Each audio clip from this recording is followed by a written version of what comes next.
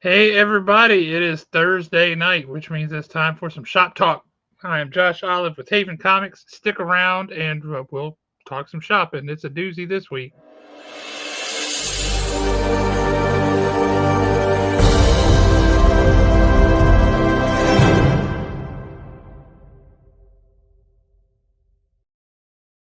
And we're back. Thanks for staying with us. Tonight we've got my co-host, the one, the only, Alan. What's up, Alan? Well, honestly, it is with heavy hearts that we come to y'all tonight. People our age will know exactly what I'm about to say, but we lost a great one today in Bob Euchre. Just a bit outside. Just a bit outside. Yeah, I think my favorite line of his is, if we turn this place around, I'd be in the front row. that's a good one. Yeah, he was great, man. Did all kinds of great stuff. That was always awesome. All right, look, right off the bat, hush. Agreed. Rude, Nick. Yeah, Rude. Josh is catching up to me awful quick, Nick. You need to be careful with that. That's true. I am right on your heels, my friend. Well, waiting in the wings, we have a friend of the store, friend of ours, from the great store up in Fargo, North Dakota, Paradox. We have Richard Early. So everybody say hey to Richard. What's up, Richard? Oh, not much. Sorry, I made it right at the last second. Oh, it's perfect timing. Perfect timing. A wizard is always arrives exactly when he means to, right? That's yeah, me too. I honestly was not ready because I got about 10 things going on. So let's pretend that Richard just jumped on and was introduced and.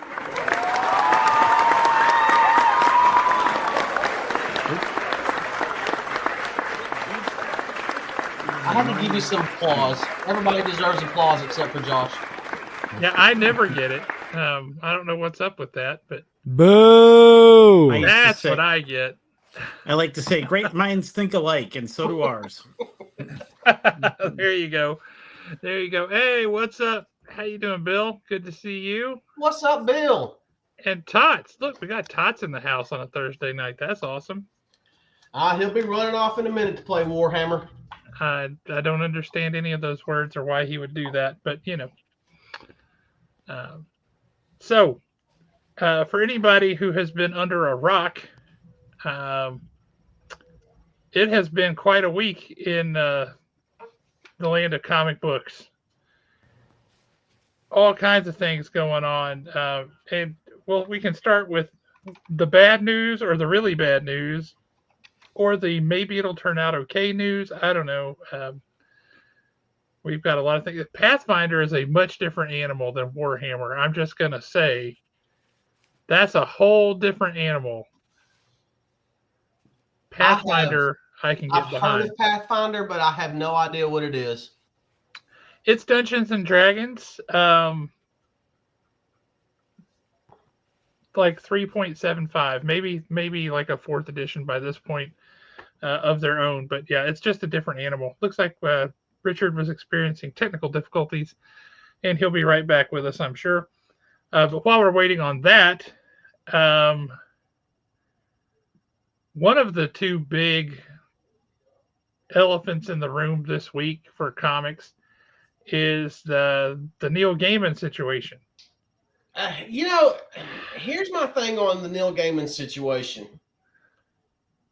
I should have listened to my daughter. My daughter told me several months ago, that this was going to happen. Really? Apparently, there was something going around online several months ago because something got mentioned, and I mentioned Neil Gaiman's name, and she did not have a very kind response at all. And I was like, well, I don't know what you're talking about. And then all of a sudden that news broke and she's sitting back looking at me like, told you so. Yeah, I knew that somebody had said a thing or two. But yeah, people make accusations, all kind of things. And until I know there's something behind it, I don't generally give those accusations a lot of credence unless they're coming from somebody that I know or Express or Trust or whatever. Um, but long story short, James, since you're asking, I'm not going to get into the details because it is truly horrific, but a lot of pretty awful sexual assault and mistreatment of people in some pretty awful and unorthodox ways. Um, it's not a read that you want. You don't want those ideas, those images in your head. Yeah, honestly, when it comes to that stuff, I try not to read it because it just makes me mad. Oh, it would make you mad. Yeah, and I'm just being honest. I try not to read it. I really and truly don't want to give too much to that entire subject. If it's true, I hope he goes down, and I hope he goes down hard. That's just the way I look at it. Agreed. The great news that has come out of the past roughly 24 to 36 hours is the Daredevil Reborn trailer. Oh man, that trailer is awesome. It's clear that Disney wants you to know they did not Disneyfy uh, Daredevil. Daredevil is just as brutal and hard hitting as it was when it was at Netflix, maybe more. Yep. That arm breaking business, you're like, oh man, no. Hey Nick, if you're still around, y'all did stuff like this with Two Brothers. If we play the trailer and just mute it, do we get hit with the strikes and stuff, or how does that actually work? Because we can mute it and talk about the trailer while we watch it. Yeah, see that one, it was extremely disappointing to me too, James. I saw that news and I'm like, you got to be kidding me. And like of all the people, Neil Gaiman, like, come on, man, why'd you have to be awful? Uh, well, that's not the intent, but it's just some of the news that broke this week, and this is a big week for comics news. So I should have known 2 weeks ago. I had somebody come into the store and try to sell me all of their Neil Gaiman stuff, and said they just couldn't even look at it anymore. And I'm like, okay, that's weird. Um, but now I know why. But yeah, that Daredevil Born Again trailer, impressive. Have you had a chance to check that one out, Richard? Yeah, sorry, I was trying to share the link to the event, and somehow I managed to just take myself out of commission there for a couple minutes. So, No worries. um, We yeah, should have Jackson Spade popping on at some point. I told him you were going to be on tonight. that sounds like trouble. Waiting in the weeds Always, for yeah. but the best kind. Yeah, Daredevil Born Again. Yes, I saw it briefly. It's just been it's a busy week. So It's definitely a busy week. I do have to ask, and we'll get to the whys and wherefores of what's going on with Diamond in a second. But um, have you gotten your stuff from Diamond on any kind of a regular schedule? well, Or last are I you heard, still getting stuff that you ordered 3 years ago that you already got, and so now it's totally useless? I don't think we've been quite as bad as some people. I have been on that long string of product not arriving on Wednesday. But interestingly enough, 3 years ago, we weren't ordering like a lot of toys and things like that, and so we just don't have a lot out there to get stuck with, fortunately. But yeah, sure, I'm hearing a lot of horror stories. Well, I haven't ordered a lot of toys from those, but like today, for example, we got this week's shipment that should have been on sale yesterday. We received today, and it had three three copies of a Miskatonic comic that Aftershock put out 3 years ago that we got shorted at the time, and I put in for replacements. They showed up today, 3 years later. Yeah, I mean, I assume that there's no good mechanism, so they've cleared out a warehouse and they've found all this missing stuff and it's in the system, so they ship it, so it's a very complicated situation. That it is, but extremely unpleasant. I'm like, come on, guys, I got this elsewhere already, and I don't need it now, but here it is. Just frustrating. But speaking of Diamond, I think before we jump into the news with Diamond, we need some context, right? I think we should jump back to the distributor wars of the 90s because that sounds like fun, right? Let's go back 30 years. Heroes World, yay. Yeah, Heroes World. So for anybody who doesn't know, we can all talk to this. Marvel got smart and said, you know what we're going to do? We're going to get in on the distribution of this comic book thing. Yeah, gee, what is a comic book distributor? It's a good question. But Marvel said, we're going to get in on this distribution side of things. So they buy a distributor. And then they're like, well, we're going to only sell to our distributor. We're not going to distribute through anybody else. We're going to be exclusive to ourselves. And that's going to be great because then everybody's going to have to come to us. And instead, DC went exclusive to Diamond. And then everybody else jumped ship and went exclusive to Diamond, leaving Marvel to distribute their own books and nothing else. It was really pitiful. And that just nothing good came of that whole thing. And they ended up shutting Heroes World, a perfectly good comics distributor at the time, just died and went away a terrible death. So from that point in the mid 90s to 2020, Diamond has been a monopoly in the comics distribution world. There were a few regional distributors that came and went, that kind of thing, but nobody real, nobody legit doing what Diamond did. And for my money, if I look at it, and Rich, you certainly jump in and tell me if you had a different experience. For the most part, they did a good job. They do a good job. Their user interface is by far the easiest one to work with, in my opinion, because it's designed for retailers and it's quick and it works and it's dependable. But they had some practices, and then they got into they realized that they were a monopoly and that they didn't have to try. They didn't have to do stellar customer service. They could just skate, and nobody had a choice, so it didn't matter. And when I say they had some practices that were not great, their shipping costs were exorbitant. I mean, through the roof. And it turned out that's because we weren't just paying shipping. We were also paying a lot of fees to help them pay their rent for their warehouses and all kind of other stuff that was hidden within the shipping costs. So the shipping costs were actually a profit center for them rather than just a what it should have been, which was that's a thing that we share as something that we pay to get our product. They were leveraging that and charging us just exorbitant numbers. I assume you had a similar issue with at least that part of it. Well, I mean, some of my experience with Diamond, I don't know that I view it all exactly the same. I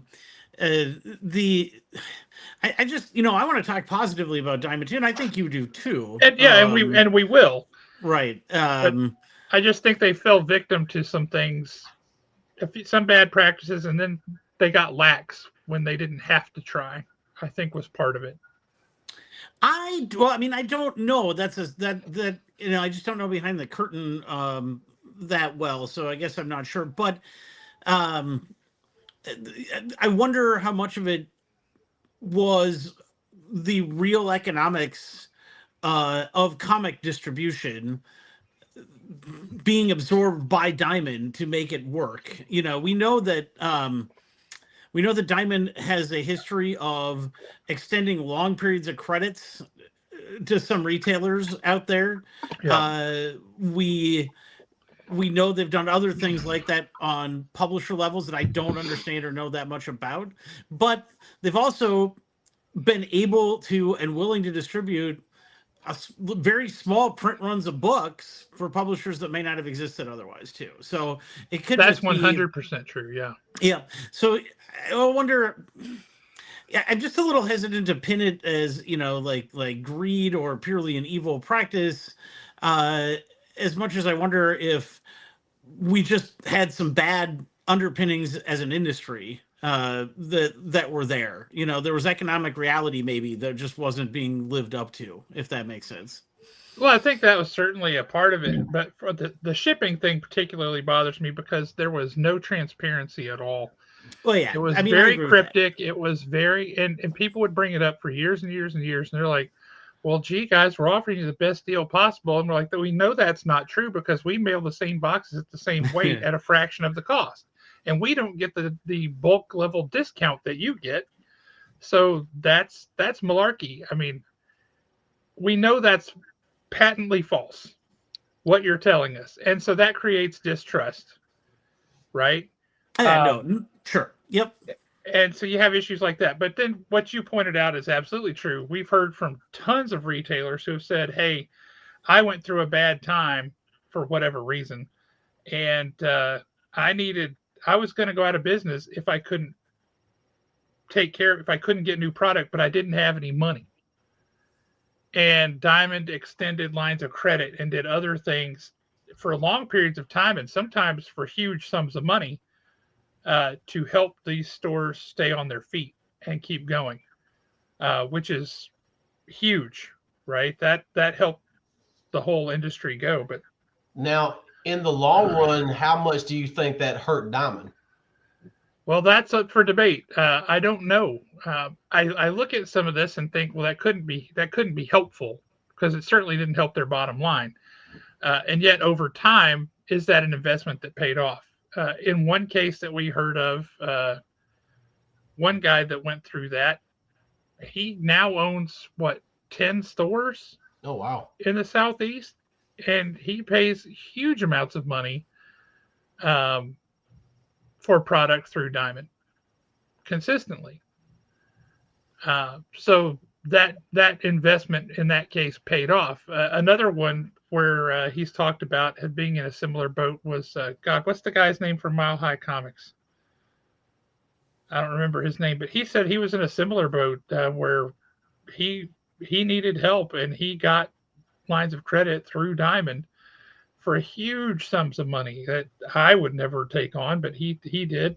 And we've all heard of Mile High Comics and how he's done, and he's come through that very well. So maybe that affected their bottom line. I don't know. Maybe a consistent practice of doing that kind of thing. I look at it and I'm guilty of the exact same thing with subscribers at the store, right?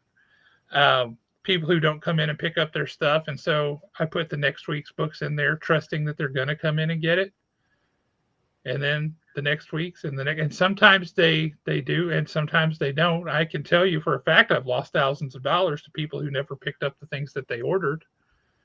I imagine most comic shops have gone through that.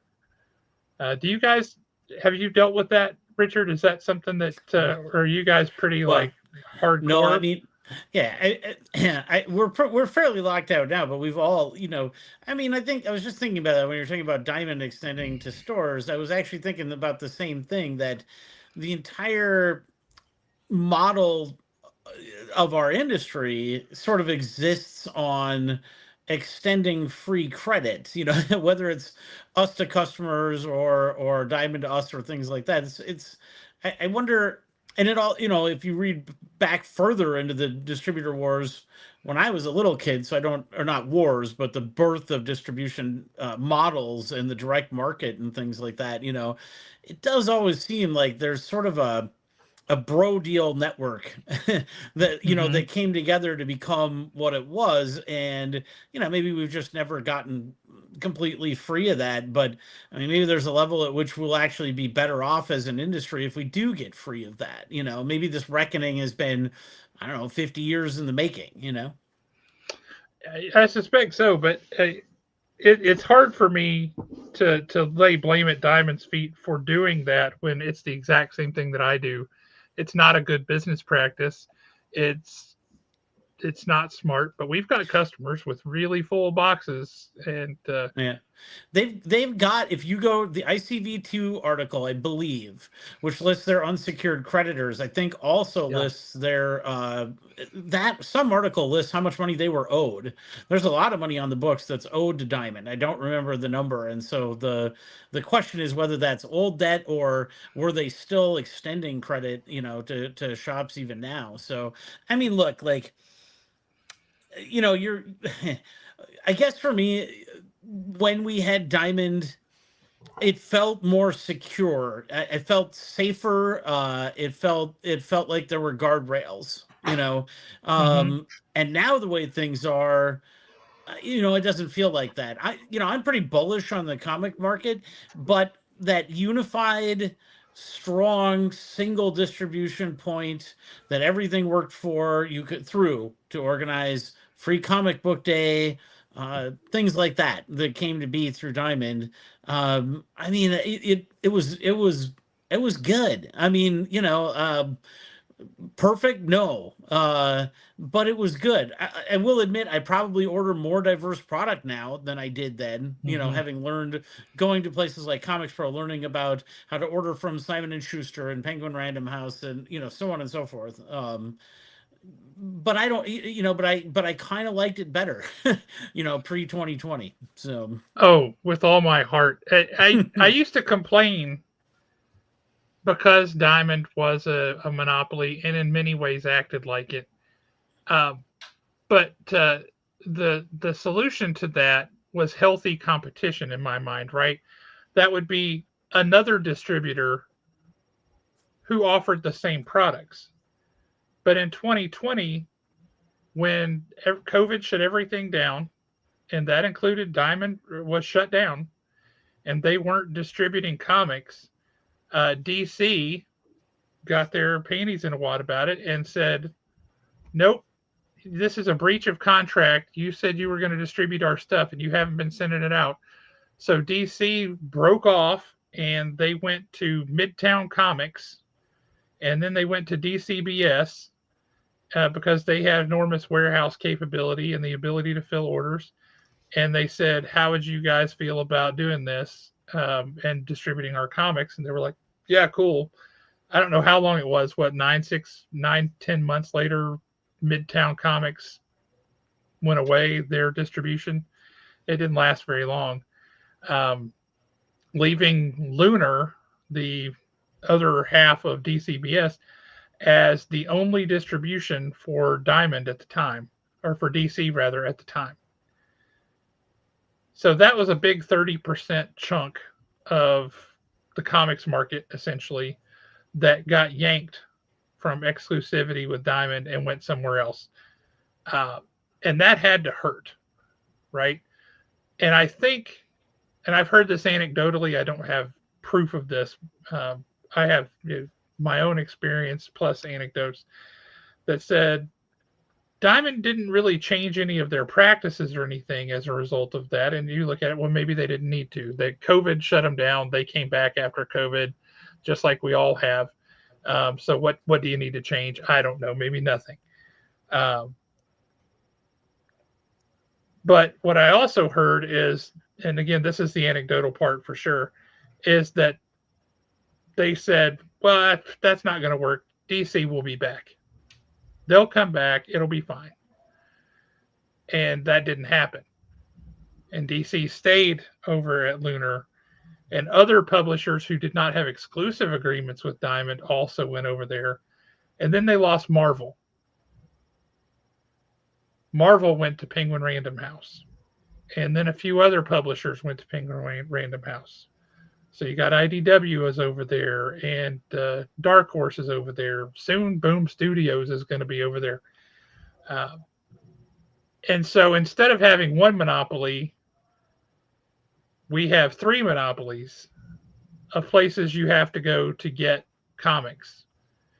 You can't get all of the same comics at all three of those places, which is really unfortunate. Or even like a large crossover. The Venn diagram has very little overlap.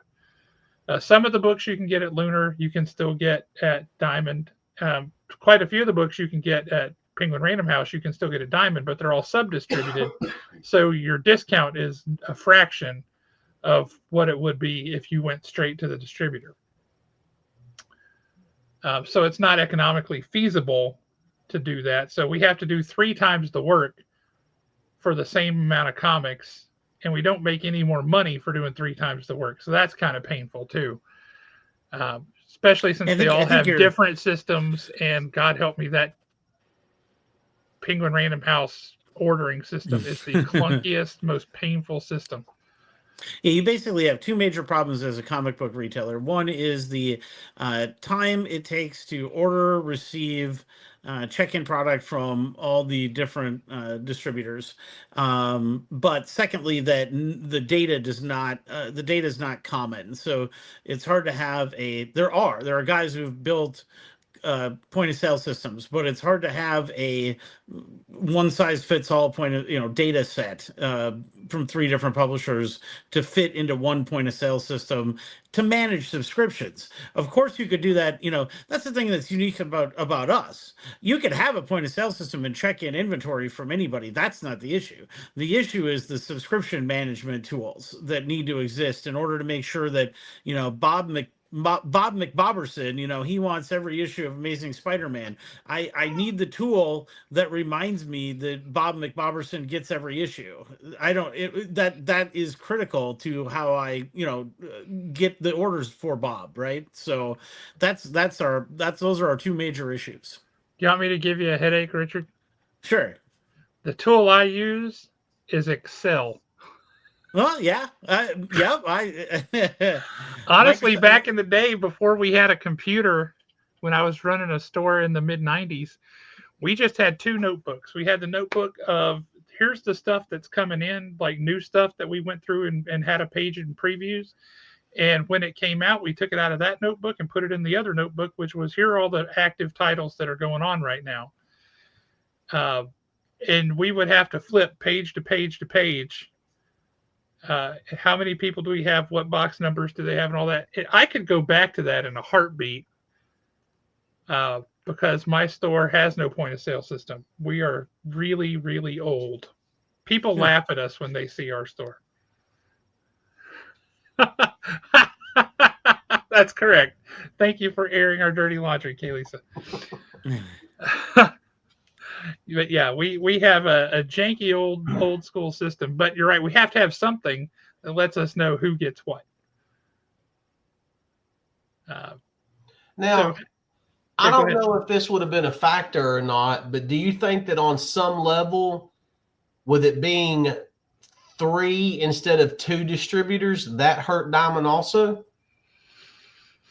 Well, every time they lost an exclusive distribution deal with somebody, that hurt Diamond.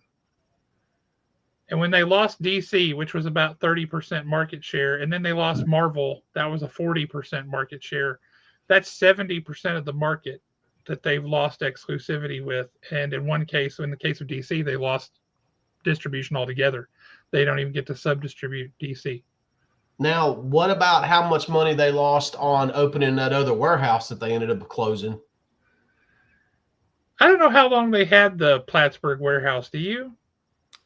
No, a long time. I thought so. Don't know. Yeah. So, before the pandemic too, they invested a lot of money in modernizing their picking systems. Yes. And things like that. So, but you get, as far as pivoting to modern times, I mean, one problem you've got, if you're an old business, you built a website in the 1990s, the backbone might be DOS, and so it's hard to change direction when you're an old entity, and when you've invested millions and millions and millions of dollars into your physical infrastructure that you've got. So it's like turning around a battleship in a bathtub. It might not be possible.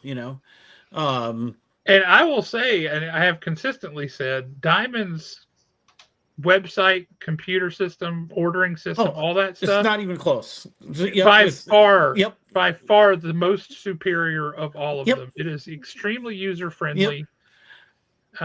Like for Penguin Random House, Now you can do a search for a title, but if you want to open up and just look at see what's available, you have to go to a catalog and you have to scroll forever. It's a nightmare and it's so clunky. It's so slow.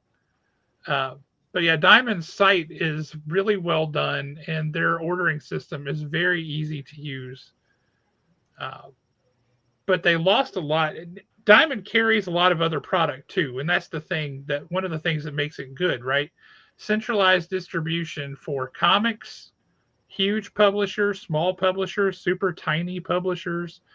Um, they do have some gatekeeping that you have to be able to produce certain things and some wickets you had to be able to get through in order to be a publisher that they would carry.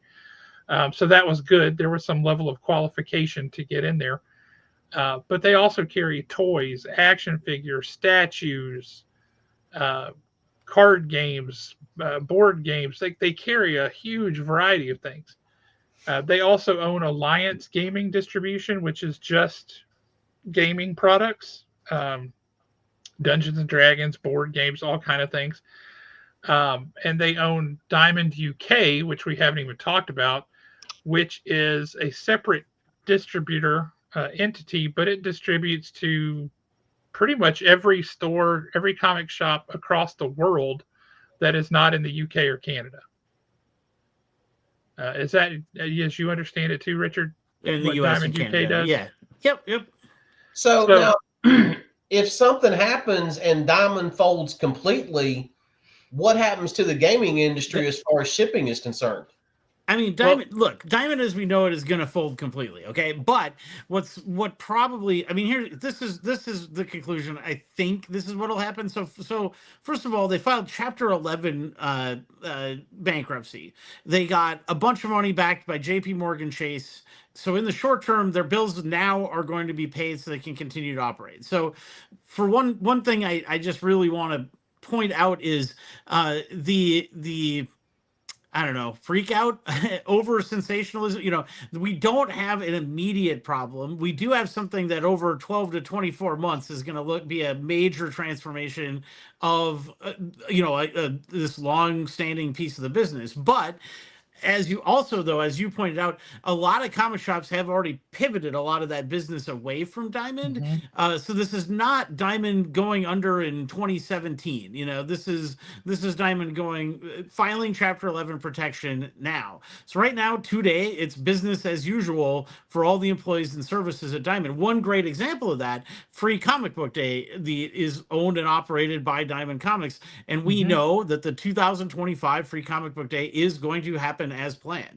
We've already ordered all the books, so they've got a point of sale system, Comics Suite, that is still operating, and I don't think those things will change, right? But I think what happens is most of, if not all of, what Diamond is sold off in the process of this bankruptcy, and probably becomes different entities. Alliance is bought by a different person than Diamond UK, or maybe not. Maybe it'll all be Universal. Those two look to be both Universal, I think. Yep.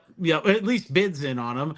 But then you've got the Diamond toy business, and I don't know if Diamond Books still exists, because they used to distribute a lot of the books to your Walmarts and Barnes and Nobles and things like that on that end as well. So, do those all become parted out as different entities? But it just seems to me that, like, again, there's pretty modern facilities at the Memphis warehouse, and so most likely, whoever takes that over, we're still buying comics from them, whether it's called Diamond Comics or something else at that point. So I don't know. I mean, and again, maybe we just needed. I mean, maybe we're just the economic reality of the entire industry kind of came home to roost. Now, does this set somebody like Lunar up to swoop in? I don't even, I mean, I couldn't even tell you if they want to. Like, I have no idea. People have got plenty of problems with Lunar as well. Lunar is kind of, you get what you pay for. They're pretty good people, but they're a very small operation compared to Diamond. So there's recent buzz about how their inventory system isn't even correct. So you order 3 copies of something and they ship you none, and they send you a note that says, we are at this point in time, we can't track how much product we have in stock. Yep. So Nice. I have experienced that firsthand.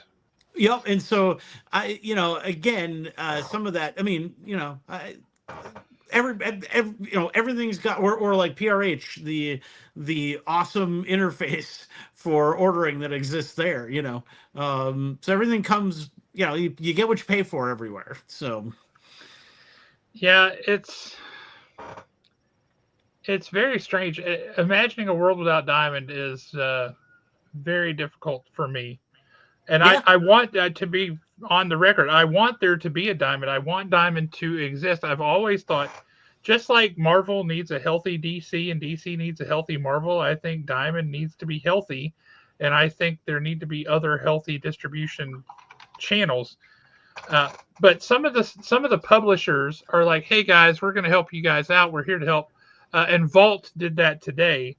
Um, you don't have to worry, Jackson. Transformers comes through Image, which comes through Lunar, so you're good. Yeah, yeah. You're good. Your Transformers books will still be showing up. Uh, but I'm just gonna say one thing. That's the worst part. The worst part of all of it is when the business of comics hits the news cycle for fans. Fans need to be in the business of collecting. Everything else should be our problem, And right, and so it makes me. But I mean, that's the world we live in. We can't keep something like this out of the news cycle that fans are going to see. That's just that's impossible. So I'm just generally a little bit surprised that it's a big enough deal that it would hit the news cycle, right? Because the direct market seems so small when why compared to pretty much all the other businesses out there. it is, but I mean, there's a couple. I mean, like, come on. There are a couple of reasons, but there are. I'm going to be really careful on my phrasing. There are people whose business it is to make sure that they make the traditional comic market look as bad as they possibly can, because that's how they make their money. I'm trying to dance around, Yes, you are. but there, you know what I'm talking about. I There do. are actors out there whose business has been built up in doing that. So of course they're going to magnify anything like this. And this is seismic. I'm not downplaying the significance of it, but it's not Diamond going under in 2017. That's Right. the thing, It's not right? So, catastrophic like it would have once been. yep. So I Yeah. apologize for cutting you off. I just wanted to make sure and make that point. So No, it's a great point. Absolutely. I was saying something before Jackson jumped on, and I can't remember what it was. Oh Vault yeah. Comics. Yep. But Vault is like, hey man, we're here to help. We're going to offer wholesale pricing to our retailers, and you can order directly from us. And on the face of it, that sounds great. But we already have an issue with having to order from 3 different distributors who carry pretty sizable portions of product. I don't know any retailer who has the time to go chasing down specific publishers and ordering just from that publisher and then processing just that publisher's books and then dealing with damages and shortages and all that side of things. It's just trouble. And here you go, Johan, you're 100% right. You don't need to know about the business side of things. You just want to read the comics. Yep. Yep. Yeah.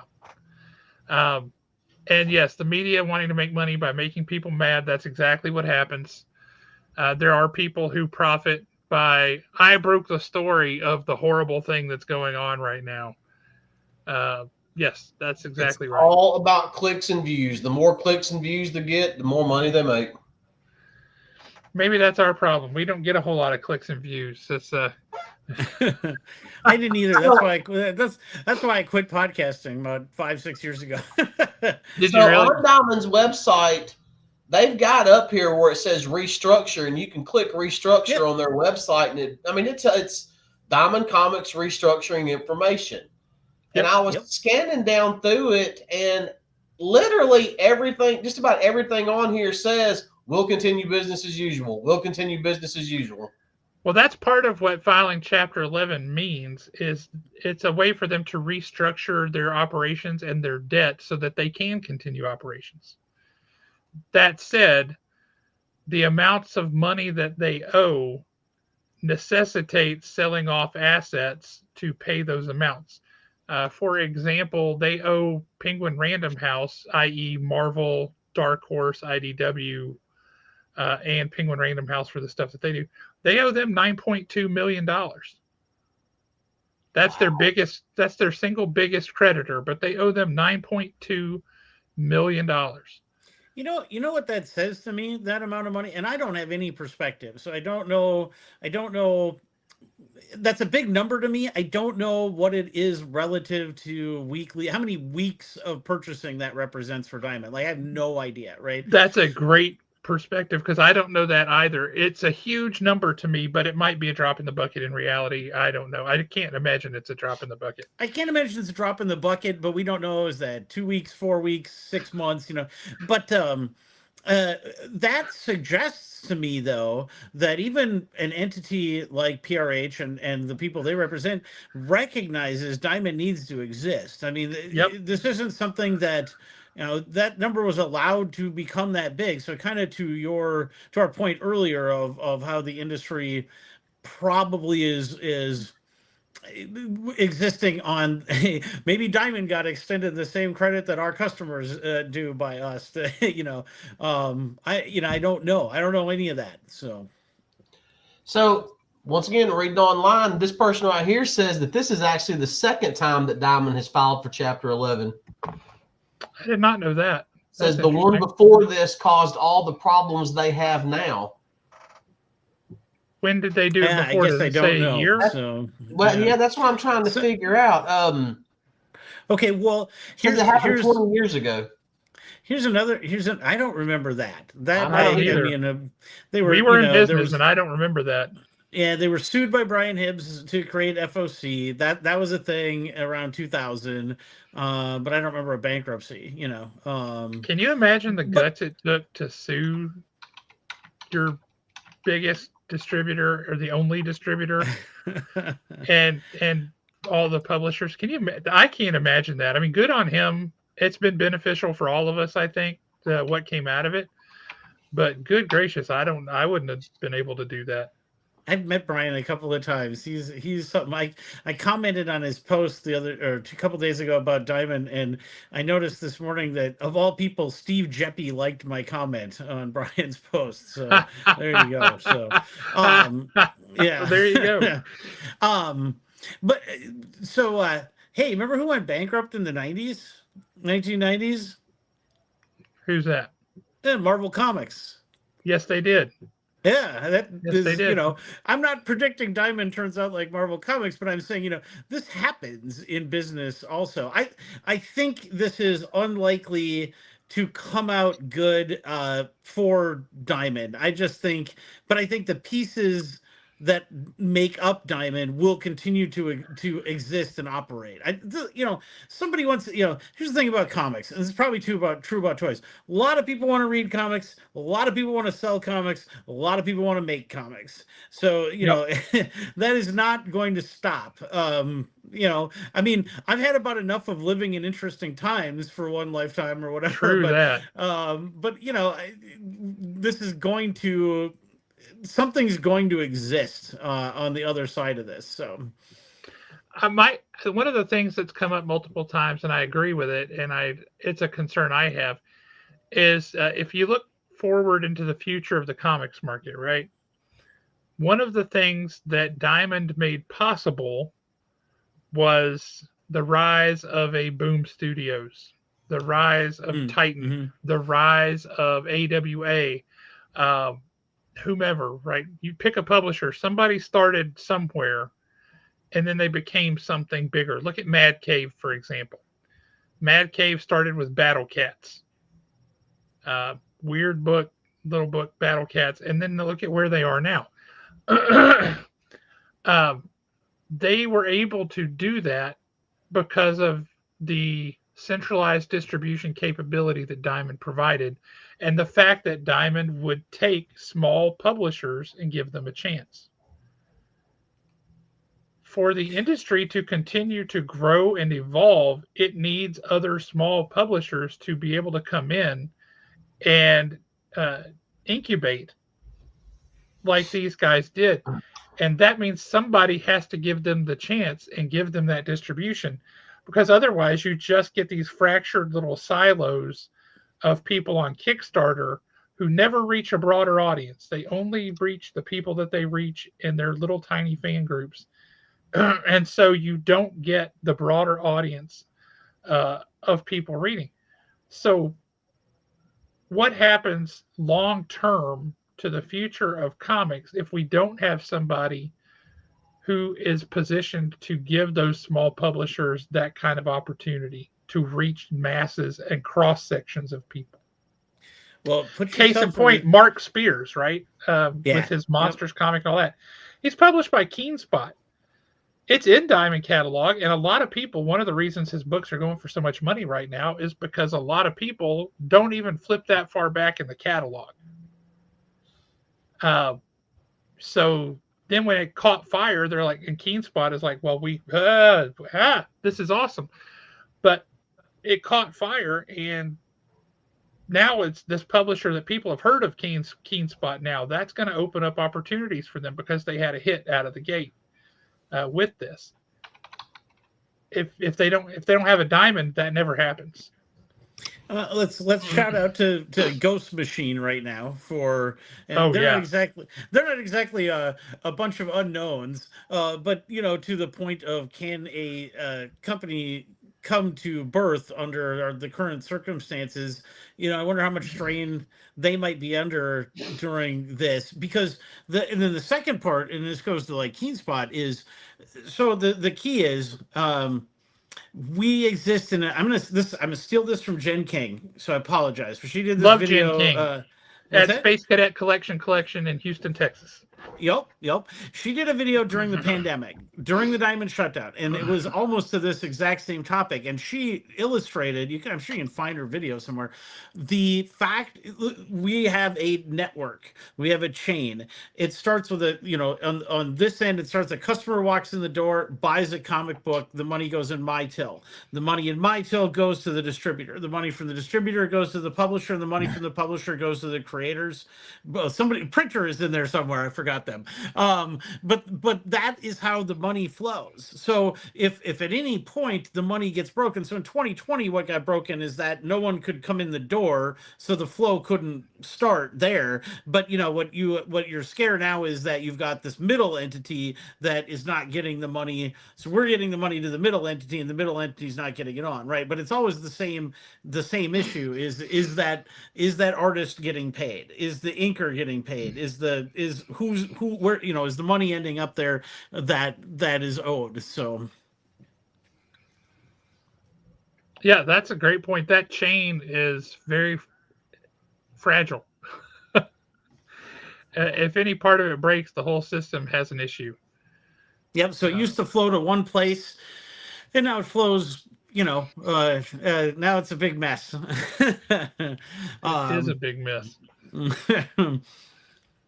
Colby, to answer your question, is there anybody who's big enough to take it over?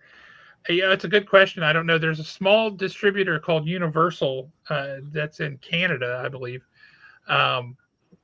They got a distribution deal also with DC. So DC now distributes through Lunar and Universal. From what we have read about Diamond, Universal has put in bids on both Alliance Gaming distribution and on Diamond UK. So all of the international shipping and distribution that Diamond UK does is handled by Universal. Get out of here with that nonsense. No Haven distribution. That is not what we do. Lord have mercy. I love comic books too much to do that, because I would hate them if I did that. Actually, if you found the right partner, you could call it Haven Paradox Distribution. Yeah. That has a nice ring to it. I'll Haven throw $20 in, so. And we would have a model much like the Image shipping of the early 90s. It would be guaranteed on-time delivery with random products. We would just ship things, and you would buy them, and it would be a mystery for everybody. But honestly, I do kind of miss the 80s and 90s, You just didn't know what was going to show up until it showed up, and you were grateful when it showed up. Well, yeah, I mean, there was certainly an evolution to it. I remember when New Comic Book Day every week was on Friday, and then I remember it got pushed to Thursdays, and then it got pushed to Wednesdays, and then DC tried to make it Tuesdays, and they finally gave up on that earlier this year. They're like, okay, nobody joined us on this Tuesday thing. Um, so I guess it's still New Comic Book Day is Wednesdays. I mean, the unfortunate part. One of the things that I've thought about for years is that you see this like in retailer forums and responses to publisher moves and things like that. Is I felt like for a long time that we aren't as an industry poised for to make a book successful. We're because of all the fracturing that's going on, and now we've just got another element of that. I feel like we're a long ways away from selling 1 million copies of a comic right now, because you need everybody Oh, going the same direction in order to make that happen. And I was already disillusioned just like on the end that you and I are on. When you go in a forum, you've got 5 retailers with 12 opinions, and 9 of them are negative. And so it's really hard to imagine how we sit right now, leading back to like 1 million selling comic. So man, in the 90s, I think it was upwards of 90% of comics readers were all reading Batman, X-Men, and Spider-Man. No, And back when every X-Men all was three big. of those books had multiple titles. Uh, and they were pretty much uniformly excellent up through right about the time of the end of Age of Apocalypse and Onslaught and things like that. Um, it got weird with the breaking of the bat and Jean Paul Valley and all that. Um, some weird stuff going on, but those were huge tentpole books that everyone read. So everybody was talking about it. You had your Wednesday folks in there arguing about what just happened in this issue, and did it mean this or did it mean that, or no, no, no, that guy showed up over here. Remember, that kind of thing. But now you're absolutely right. We don't have that. It's kind of like in the music industry, right? You don't have the same people don't just listen to the radio anymore, right? They listen to XM radio, which is very specific, dialed in, or they just listen to things that they've downloaded. So you don't have the cultural zeitgeist of everybody gathers around this one song, and it's this one popular song that everybody's humming and everybody's singing, and it's selling multi-platinum albums. That stuff just doesn't happen anymore because everything is so fractured and splintered and siloed. And we have the same thing in comics. The measure of success for a comic book is nowhere near what it used to be, right? If a book sells 100,000 copies now, that's a mega huge hit. That's huge. And 100,000 copies, dude, X-Men #1 in the 90s sold over 1 million copies. Now that's partially because we all bought five copies of that book. Well, 6 technically, right? We wanted all 5 covers, uh, plus one to open and read, because we were all going to get rich off of X-Men #1. Uh, so that's part of the issue too. Is we all bought a ton of copies of that. But even if you say, all right, if most people bought 5 copies of that book, if you cut that number in half from 1 million, it's still 500,000 copies, and that's still 5 times what we consider a highly successful book today. yeah, it's a blessing and a curse, because what we've seen is the democratization of technology down to the most personal level that's Yep. ever existed in the history of the world, and that's the blessing. That is the powers in your hand. I mean, I can't imagine being 8 years old, like 1978, and I got to wait 7 days to watch a new episode of Battlestar Galactica, and I don't even know if it's going to be a rerun because I have no idea. Yep.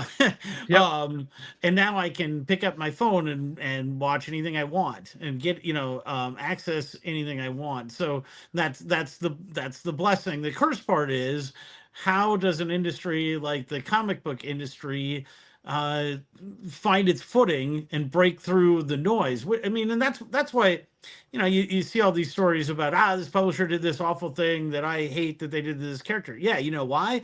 Because they're trying to get people's attention. Because like a good Captain America comic ain't gonna sell. If it's just like, hey, here's a good story where Cap fought a guy. Yeah, no one cares. You're gonna sell 20,000 copies if you're lucky, right? So Yeah. probably not even that. The JMS books, I don't think hit 20,000 copies. I'm guessing. And So the it's a only shame way. because it was good, solid stories. Yep, But that's but all they that's were. They were good, solid stories, the kind of thing you would want to come in and read every month. Yep. World finest, just really good comics, Yep, that's yep. still better than Cap, but still, it's not like we're breaking records with that stuff, right? So, um, yeah, I mean, how do you get, we're just in the spot where a good comic isn't good enough, if that makes sense. So, It does, and it's painful. But yeah, I think that's part of the reality but that we're in. but part of that is so but our industry, we need, again, if we could all get going the same direction, then maybe a good comic would be good enough, but we're not doing that. So Yeah, but you also have the customer is so finicky to begin with. I mean, just because, I mean, we've talked about it on here before. They come in and somebody asks, or, they come into Josh's shop, or somebody asks me for a recommendation. Hey, well, what are you reading? What's really good right now? Okay, well, I mean, I just read Aquaman #1. I thought it was a really good comic book. Okay, I don't want to read Aquaman. Well, then why are you asking me for a recommendation? I mean, they only want to stick to what they want to read, and they don't want to branch out. So I think I think it's a little more to it than just everybody going in the same direction. Now I want to know which book that was, Colby. What book did you order 1,000 copies just to get that 1 in 1,000 ratio oh, variant? Berserker, to get a That's what I was thinking. yeah. To get a Keanu Reeves signature. A League of Extraordinary Comic Book Distributors. Yeah, that's not a bad idea. Uh, but yeah, it's a very strange industry. It's one that I love. I love the medium. I love the product. I love the smell of old 1970s comic books. I love all of that. I love talking about the stories with people. I like the way that comics. I remember the way that comics kind of captured my imagination when I was a kid and I first read comics, and I was blown away. And I like to see that expression on the face of a kid who comes in the store and gets their first comic, and they're just like, "Whoa, man!" And I love that. I absolutely love that. I'm hoping that things like Dog Man and stuff like that, which are very popular, will translate into now I want to try and read something else. I want to try and read Spider Man or what have you. Um, I haven't seen a lot of that happen yet, but hoping. Oh God, yeah, you'll never catch us doing that. Um, no, we're not gonna get a bunch of booth babes and such to jack up the numbers. That's not what we want to do. I'm the only booth babe around here. Well, you are very attractive. What can I say? Um, let's see here. You weren't a kid, but you felt that way after buying your first comics. Man, I remember you buying your first comics. You were so excited. This you'll appreciate this, Richard. This guy comes in the shop. I've never met him before, um, and he's really interested in picking up Infinity Gauntlet. He, I don't even know how he heard of it. I thought because nobody comes in like I've never bought a comic book before. Let me buy all 6 issues of Infinity Gauntlet, right? And I'm like, well, that's very interesting. But he that's what he wanted, and that's what he came in and did. And he was I didn't know it was his first comics, but he was so excited about it. And that opened the door. He ended up with like running a comic based YouTube show with his brother for several years. Uh, all kinds of stuff, really fun stuff. But that's because that was his first comics. Let's see. Oh, I 100% agree with that.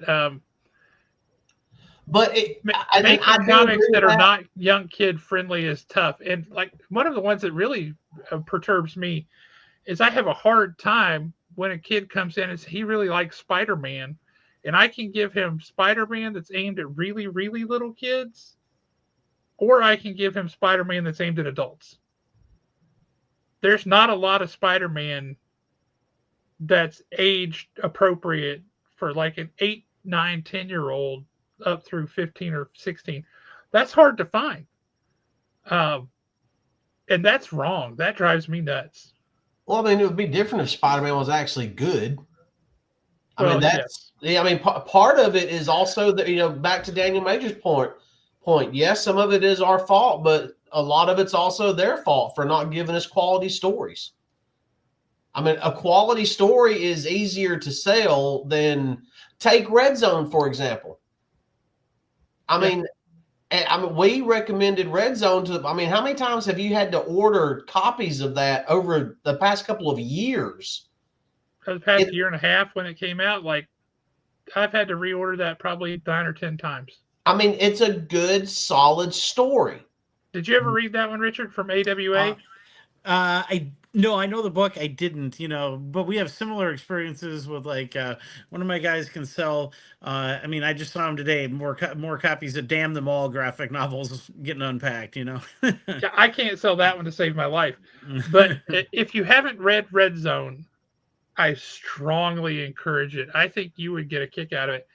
It's like the love child mishmash of John Wick and Red, the retired extremely dangerous. Yep. It's like the love child of those. Hmm. It's Cullen Bunn, which he normally writes horror, but this is not horror at all.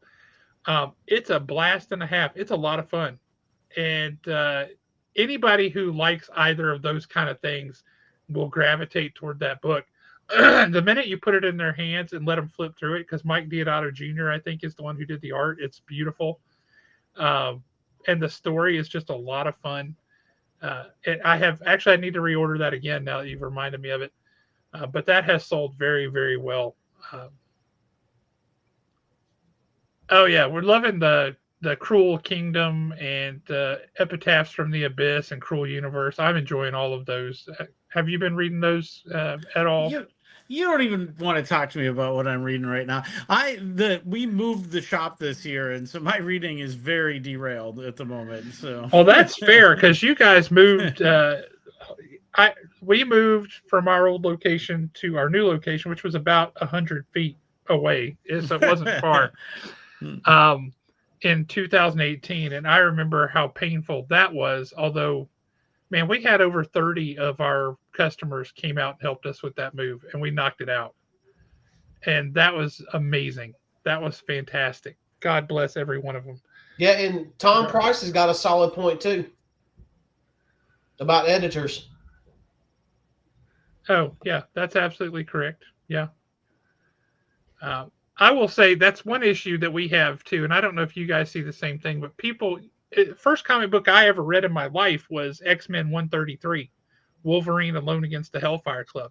I didn't know who Wolverine was. I didn't know who the X-Men were. I didn't know who the Hellfire Club was. I knew none of that. That was the first comic book I ever read, and it blew me away. I thought it was amazing. But nowadays, if people can't start with number one, they don't want to read it. And I'm like, why? You don't have to read the first chapter of everything. That's not how comics work. Uh, but that's certainly an issue that we face. People are like, oh, do you have those uh, Absolute Batman number one? I'm like, well, we don't have number one right now because they're between printings. They're like, oh, never mind then. I don't want numbers 2 and 3. Mm-hmm. I'm like, we'll get you number one. Since that it can be got, but if it's a series from 10 years ago, I'm sorry, I can't get you number one, not easily anyway. But is that something that you notice with your folks up there? we're having a lot. Again, you're gonna laugh because I'm not at the comic tills as much these days either, just because we've got, I don't know, a lot going on. But one thing I've noticed is we put back issues. We spent some money and built some custom made back issue tables, and they're a, big central fixture on the comic side of the store. And these guys are coming in, and they're a guy just bought all the individual issues of Planetary. I think we were missing like one issue, and then a guy yesterday, he was bought some new comics, but he's working his way through like the Morrison new X-Men stuff, Yeah. And it's interesting, because it's interesting because yeah, I'm not likely to have every issue all the time. That's not going to happen, So what does he But the do hunt is next? part of the fun, right? Yeah. For me, it is, right? When I'm trying to find one of those issues that I need to fill out a particular book, I love going to another store and just flipping through their back issues. Yeah. That's Yeah, I don't know. I don't know if I'm in a weird honeymoon phase, but I mean, for me, the last year, all comics have done is sold better and better and better. And part of it was catching that Ultimate Spider-Man wave, but then part of it was the move. I mean, my community has responded just amazing to our new location. We're very blessed and grateful to all of them. So things are working really well for us. I am so glad to hear that because you guys, first of all, just my interactions with you over the past few years, uh, I got a lot of respect for you. You love comics, you love gaming, and you treat people right, and you do the right thing. Sometimes that's painful financially, right? I get that. Sometimes you do the right thing, and it costs you something. But at the end of the day, you did the right thing, and that's all I've ever seen from you, and I really appreciate that about you. I'm really glad for you guys to be able to make this move because, from what I understand, like you had your comic shop was here, and then the gaming area was way around the corner and down. Yeah. It was just forever away and very difficult to keep things organized. And you're trying to do uh, like tournaments and things and sales, and your people having to go from one to the other, and it's just a real pain from the sound of it. Plus, parking seemed to be an issue too. I may know somebody who is a big fan of your store. But your new locations, you're all consolidated in one place, right? You're Yeah. not super spread out, and you're in a more visible location and easier to access, better parking, and all that. It seems like an absolute blessing. So I'm really glad that you guys have been able to do that. Yeah, we're very fortunate that it's working out so far. It's just it all comes it's all in the going back to that comment I made about you get what you pay for part. So, Yeah, definitely have to make an investment, and I know you've done that because I've seen all the pictures of the fixtures that you made, all those things, and that's not cheap. Uh, Colby wants to know where you're located. You're going to love this. You're going to need to go up during the spring or summer months, I think. Where are Yeah, you located? Fargo, North Dakota. So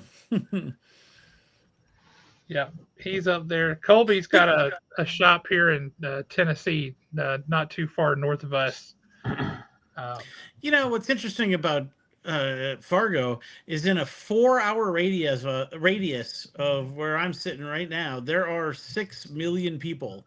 That's how far Winnipeg is, Minneapolis, so on and so forth. And so, we've been able to draw from a lot of a lot of areas for cool things, or people have grown up here and moved to those places but come back for events, or various things like that. So like we had at the old location, we had Chris Claremont at the old location a couple of years ago, and that was a lot of fun. So that's amazing. With the lessons learned from running that event in your old location, do you think that's something that you would want to replicate in the new location? you Would know that be more feasible or easier, or would it be harder? I Oh, don't it'd know. definitely be easier because of space, but it's very difficult to bring someone up to Fargo economically. There's a couple of conventions in town that brings guests, and it's just the math does not work well, unless you're able to, if you could figure out how to break through the numbers that we would expect, for those things. So definitely something we've looked at, but it's interesting. I've talked to some creators this year and reps of creators, and there's a lot of focus on the idea right now of getting a book every week into every shop rather than making an appearance at shop X, Y, or Z is kind of viewed Yes. as is more valuable. And that's totally true, so. Yes. Yeah.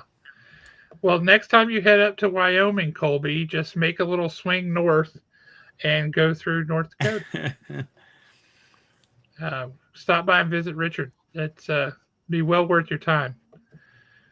Uh, I, I was just thinking of something else. We talked a little bit about the leveraging of assets and selling off assets for Diamond. Going back to that, and so Diamond UK is ostensibly going to get subsumed into Universal. Um, at least they've put in a bid for it, right? Yep. And which Alliance Gaming Distribution, same thing. I don't think, yeah, bring them some Sundrop. There you go. Because I guarantee you they don't sell Sundrop up in Fargo. Bring them some sweet tea too while you're at it. But those things are going away. I think Diamond UK is a separate business. It's a wholly owned subsidiary, and they are not underwater financially. That particular segment, if I read that correctly. But Diamond Select, the toys and statues, they are also bankrupt. They have also gone through that, right? So if you look at, I don't know, would somebody, how would they, I guess they would just restructure something like Diamond Select while they're in the process of restructuring Diamond itself. Diamond in that restructuring thing. I mean, they're open to selling off every line of their business. So, so that's a good question. I look at things like Overstreet, right? I don't want to lose that. I love Overstreet. Um, but yeah, I want Diamond to come out of this. I want them to succeed, and I think you're probably right.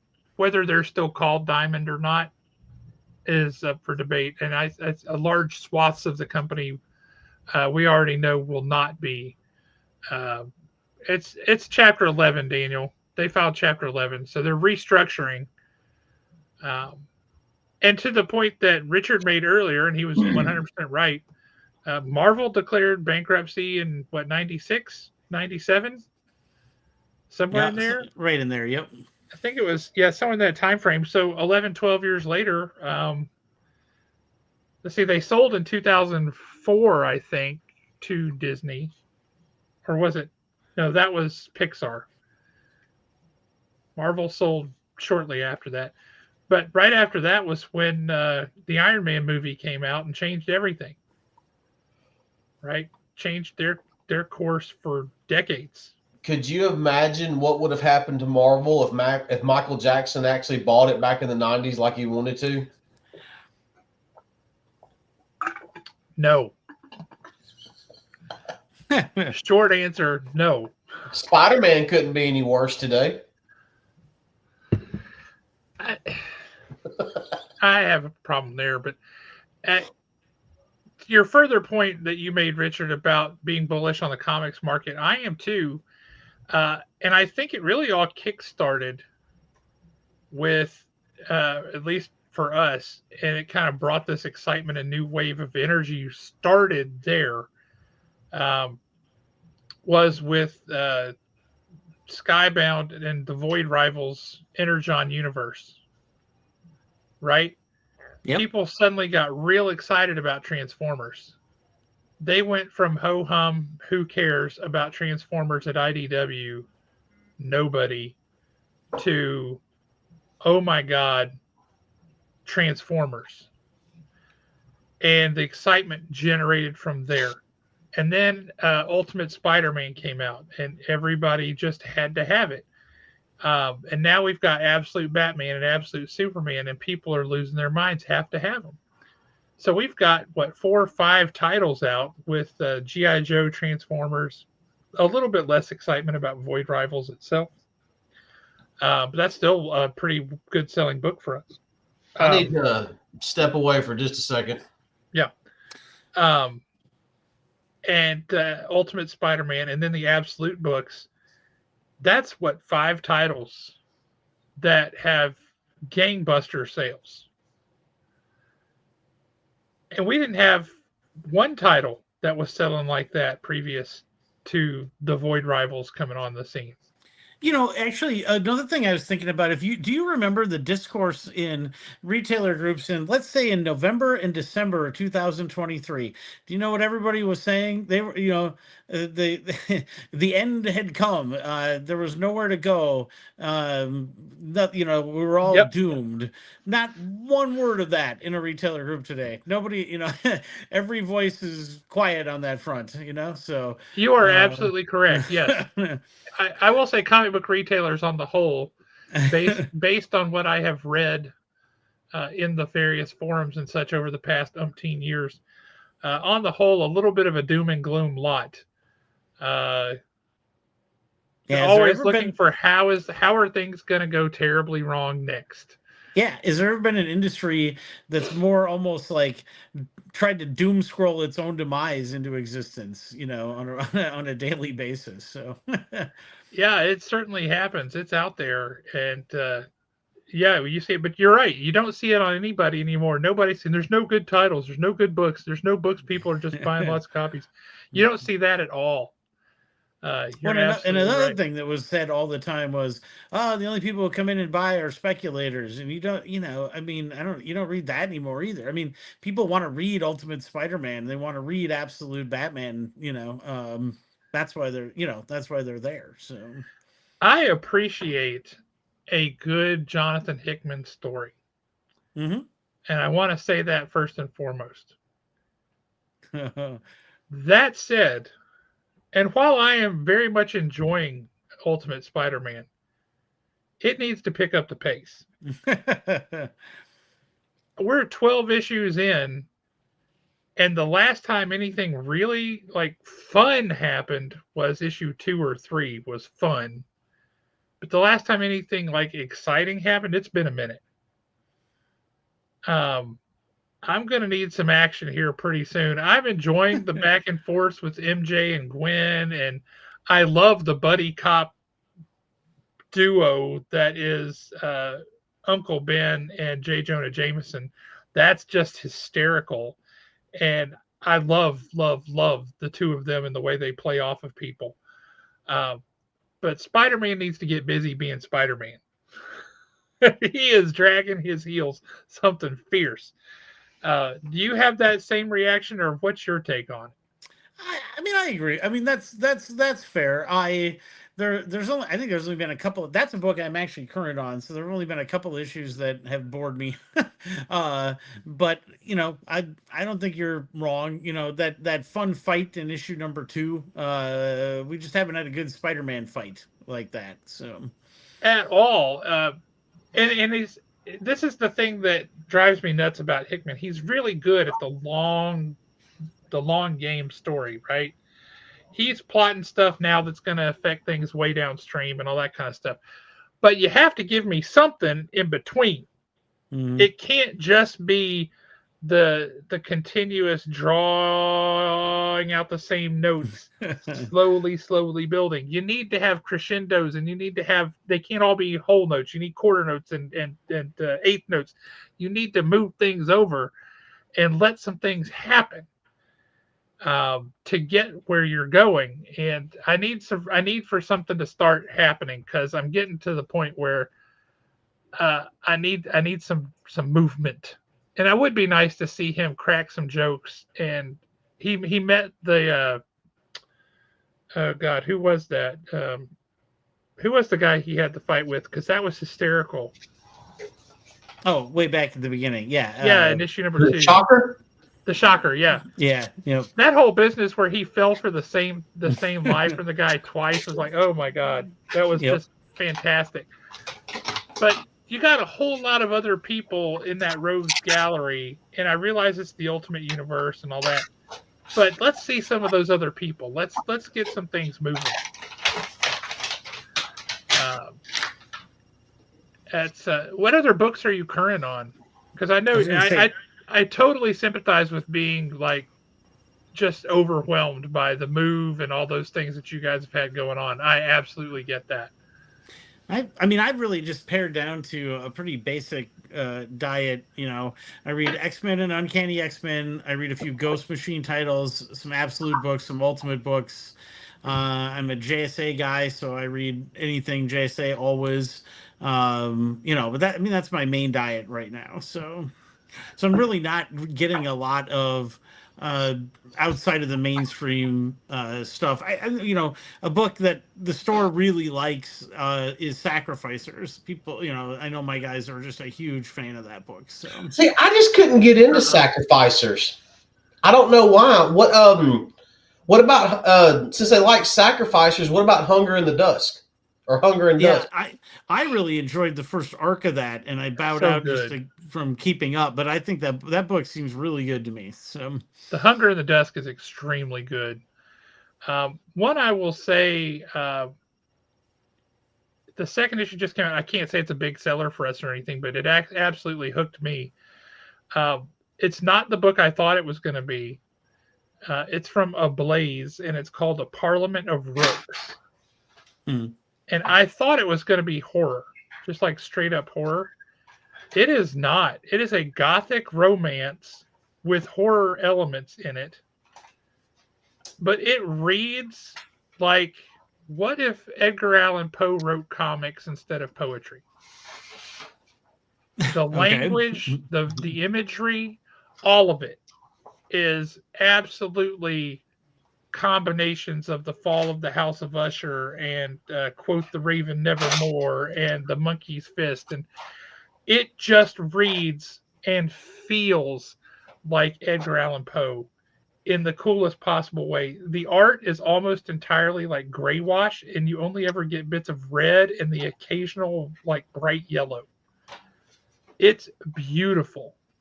It's clean lines. It's exquisite. Weird little book that's not at all what I was expecting it to be, and yet I'm fascinated with it. I love it.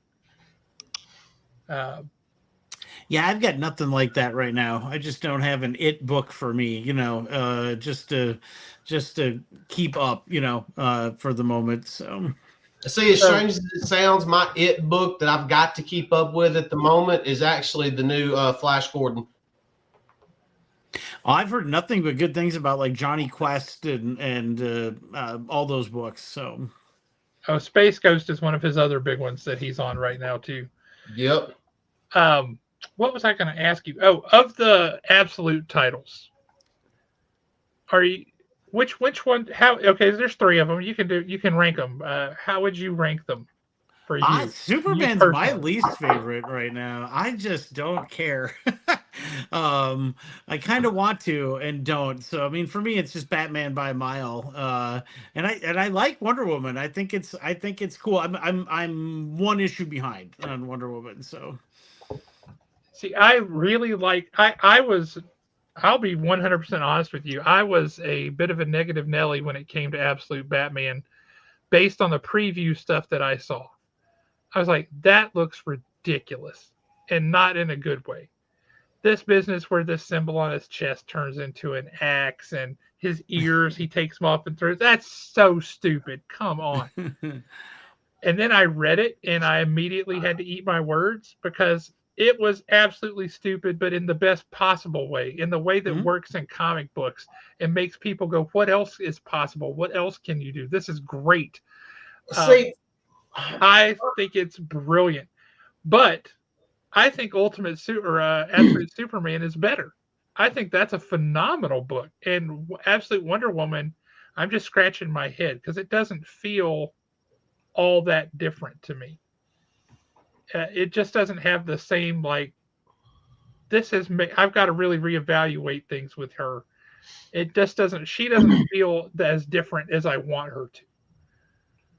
So see, I my find thing that right interesting. now is I'm already wanting to know what is the end game with this absolute universe because It's obvious they're building toward an absolute Justice League, which I don't want them to do, but which I don't want them to do it either. But in my mind, if they're going to build toward an absolute Justice League, which is, well, it looks like that's what they're going to do, you've got to have it in a way where Darkseid pits Justice League versus Justice League.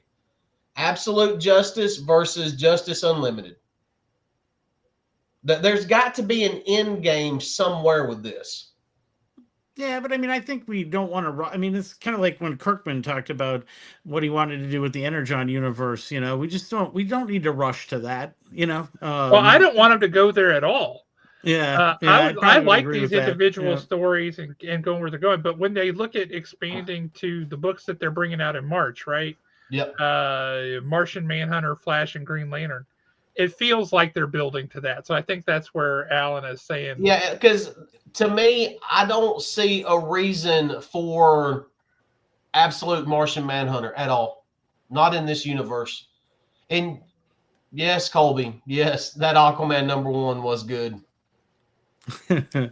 That Manhunter, I think, is the one I'm kind of most looking forward to. So, just because I'm the most intrigued by it because Yeah. I can't think of a good reason for them to choose that character. What underlying change is that character going to have that's comparable to Bruce Wayne's parents weren't wealthy, his dad was a school teacher, Superman's family weren't the scientists, they were the farmers and the miners, and how that changes things. What's the fundamental change going to be for Martian Manhunter? And that I don't know, and that's interesting to me. If they do it right, it can be amazing because there's nothing better than when you take a character that's not one of the huge names of Spider-Man, and Batman, X-Men, what have you, and you do something awesome with that character, because that gets you interested in the character, and you've got a fresh perspective on somebody that you might have been ambivalent about before, or what have you. I remember when Warren Ellis wrote Thunderbolts. He had a story arc, and I think he showed up in 2 issues where he had the C list, D list, F list character of American Eagle, like a Native American Captain America, essentially riding his motorcycle. A character that I had seen before in like the official guide to Marvel, Index or whatever, but no idea who that was. Didn't care. But Warren Ellis turned that into somebody I would have read a monthly book about. In 2 issues, I was like, I want to read more about this guy. This guy is amazing.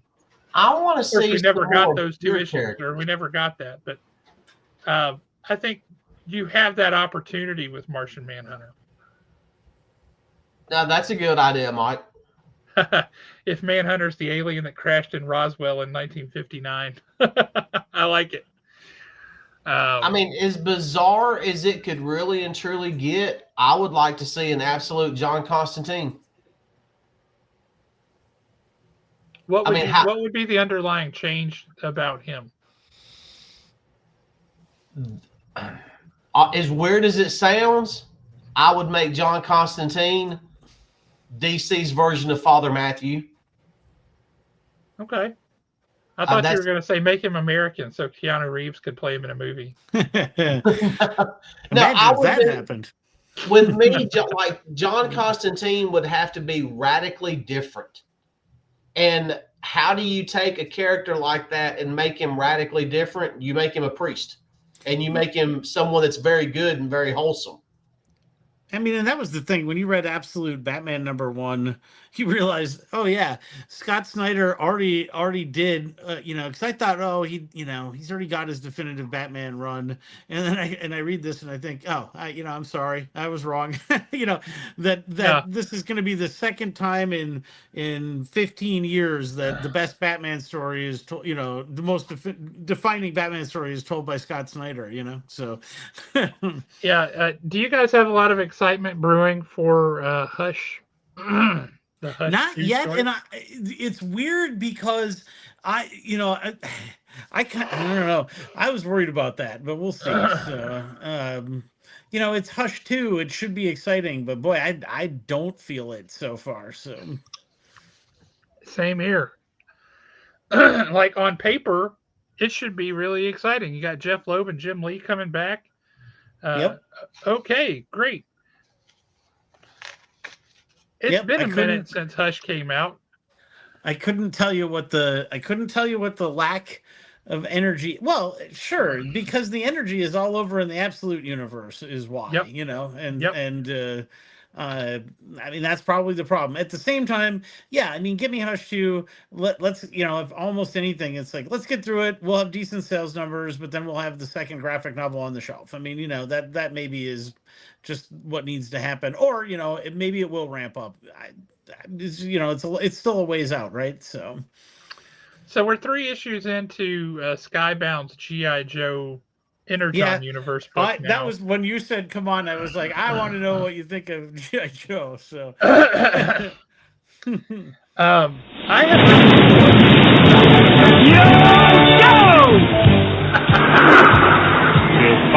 it.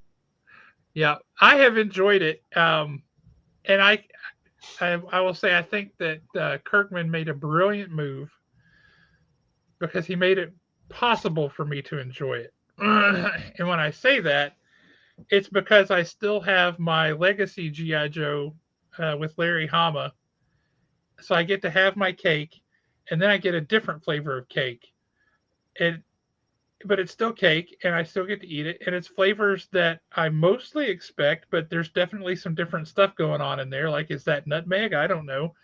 Allspice, maybe. So yeah, the Void Rivals, the Energon Universe GI Joe is a very different animal. And spoiler alert for anybody who hasn't read number 1 yet, like, do earmuffs for a second. But at the end of the very first issue, when you see spoiler, rock and roll just gets blown away.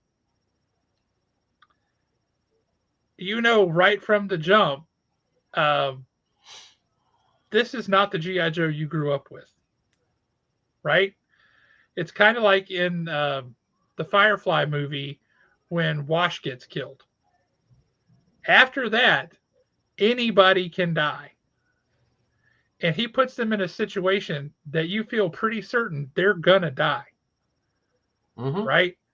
Um, and G.I. Joe feels that similar now, right? You just lost rock and roll at the end of the very first issue. So now you look at it and go, these people are all expendable. The only one I don't think he would kill off is, well, 2 of them probably, is Duke, Baroness, and a third one maybe Risk, because Risk is a character they created just for this GI Joe run. Um, so I'm like, I don't know, man. Anybody could die at any point. I like the Cobra Commander in this GI Joe a lot. I dislike the whole Cobra Law thing. I get why they did it. It makes more sense to me now as part of the sci-fi universe that is the Energon universe, having the whole Cobra Law thing. But this Cobra Commander, he's not a whining, cowardly guy that I don't understand why anybody would follow that guy, which the original Cobra Commander is. Like, why would anybody follow him? He's not charismatic. He's proven time and again he's an absolute coward 90% of the time. Every once in a while he'll stand up for something. Um, but in the absolute universe, that Cobra Commander, you don't mess with that dude. Um, he will tear you up, and he doesn't think two things about it. And when he's being tortured, and they draw the the bloody smiley face on his helmet, and so later on, when you see the Nemesis Enforcer just like whooping up on the Dreadnoks, and he's just watching, it's a mask. He has no facial expressions, but he tilts his head, and you've got that smiley face that was drawn in blood on his mask, and you're just like, oh man! It artistically as a comic book device that was brilliantly executed. Um, but I'm really enjoying it. I like the kind of intrigue of it. I like my concern will, I think, probably be realized later whenever they do actually like fully integrate with Transformers. because at the point where you have 30-foot tall robots that can kill you like that, um, how are the human characters still relevant? It's very difficult. Um, Dude, you better be liking what they're doing with Clutch right now because he's behind enemy lines, and that's pretty awesome. I'm Yeah, enjoying that and element. I agree. If they kill off Clutch, I may have to do some soul searching on if I'm going to continue this title. Because I was not thrilled with Rock and Roll getting killed. And if they take out Clutch also, I'm going to have to think about it. Gentlemen, I promised my family I would come up and watch wrestling. My stepdaughter is totally in love with late 90s, early 2000s wrestling. Dude, that's And got to be a blast. yep. And they're watching the No Mercy pay-per-view from late 2000s right now. So I said I'd be up. So Well, you should go and enjoy that with them, man. Walk upstairs and just rip your shirt off. yeah, right. Yeah, and jump in the ring. Yeah, just So Well, yeah, thank no, you it's so much for coming on. I always value your perspective, and I appreciate hearing your thoughts on all of this. it just, again, if anybody's listening, I just urge people to, remember again, it's chapter 11. It's not 2017 where Diamond is the only thing. We do have big problems what they're going to look like, but I don't know, like let's allow a little grace for the possibility that I'm calling myself a hopeless enthusiast right now. That's fair. And that something good is gonna something different is going to be there. um maybe things will be better. I mean, I wish we could get. You're right about Aquaman #1. You're right about everybody being finicky, but I do think there are tent poles that come around.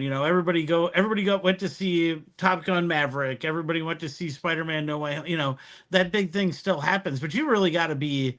All the pieces got to be in place to Mm-hmm. succeed with those things. And that's all I'm saying is just right now we're further away from that success than I think we've almost ever been. At the same time, I can also be bullish on where we're at, right? Because there's just so much good stuff being made. So, and Jackson look at. says, "Miss you, Rich. Be well. Come down south for a visit." We would love to. We really would. So you guys are on our list. So, but yeah, moving the I hope store it's a good list. It is a good, yeah. Stepdaughter's in college right now, and as you get older, if it isn't one health thing, it's another, as you know. Yep, yep. So, All right. So before you go, I got one question for you, Richard. uh-oh. What is the over under on Todd McFarlane buying Diamond Toys and it become McFarlane Distribution? I mean, that would be interesting. Boy, I don't know. My fear, well, whatever. I'm not even going to voice my fear. I'm not even going to do it. Just not going to do it. So, I wonder what he's got. I wonder what he could leverage to pull something like that together. Would he even want to do that? I don't know. I He So suspect definitely that he enjoys the wouldn't be toy industry. interested in it, but you I never don't know. think I don't know that he would either. I mean, yeah, what entities exist that can buy those things that make sense is a really good. I mean, maybe maybe one of the toy companies buys Diamond Toys. Who knows? So I thought you were going to ask Richard if he thought that Miss Piggy was a femme fatale or not. I thought I thought you were going to ask me if Clutch was going to die. I really did. No. No, I actually come with a legit question for once. I do that every once in a while. You do, you do. Well, Richard, So appreciate you, brother. You have fun with wrestling, yeah, and don't spoil it and tell her how it ends. it has been a blast because we don't always have stuff to connect over, but this has been great. It's like, yeah, Yeah, I that's can sit awesome. and watch wrestling. Let's do it. So, all Yeah. right. You All guys right. have thanks for having me on, and you guys have a Anytime. great night. Josh, All right. Have right a good back one. at you, like for compliments. I absolutely love your love of comics and business sense. Like it's always a treat to hear from you. So Oh, I appreciate that, brother. Thank you. yeah. So, All right, all you have a right, great night. Yep. All right, you got some comics to talk about while Well, I saw you were really anxious to talk about um, Aquaman #1. So let's talk about Aquaman #1. so some of these comics have been in here for a while. I just kind of kept adding to it. Sure. And I mean, we've already been going for a while, so we'll do this kind of quick. The big one is Aquaman #1. What did you think about it?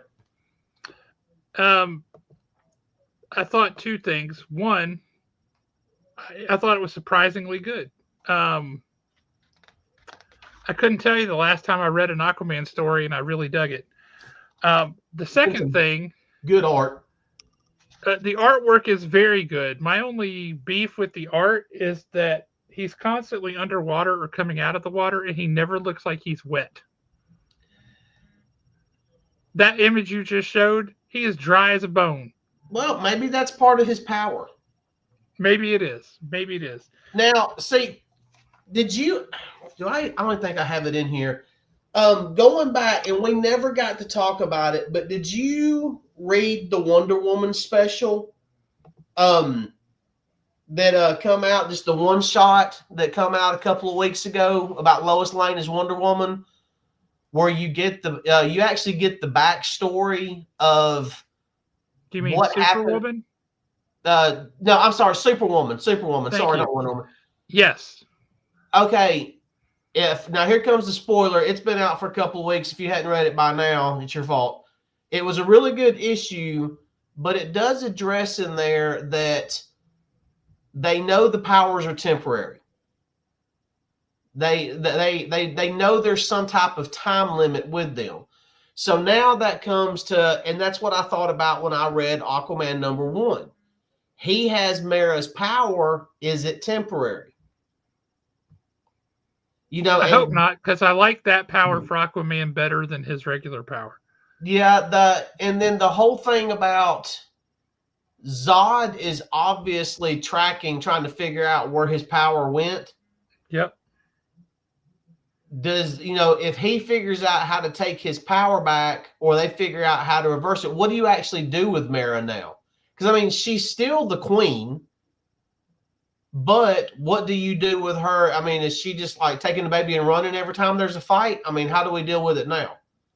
Don't know. We'll have to wait and see. Yeah, I mean, I was really, really, really impressed with the new Aquaman. Well, see, that's really that's good, the thing, Matt. None of us are big fans of Aquaman. None of us have been. This particular book is a good one. Yeah, they went back to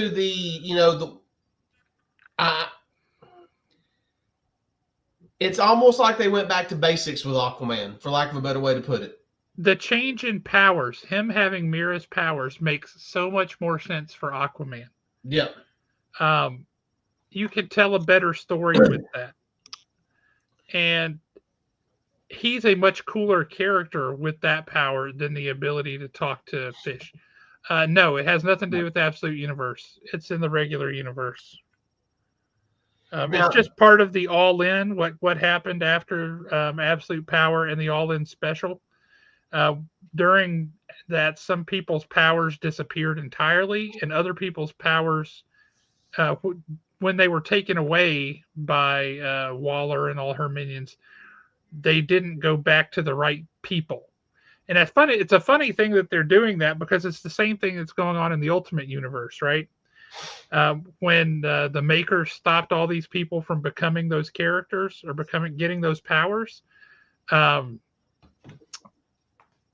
Now, some people got their powers, but in some cases, other people got their powers instead, and in some cases, nobody at all. So the same thing is going on in both the regular DC universe and the Ultimate Universe, which I find interesting. It's a reboot in many ways, yes. It was actually a really good story. The artwork is superb, even if he never looks wet. I hope to God they don't do that again. Please don't cut off his hand and give him a hook. Yeah, again.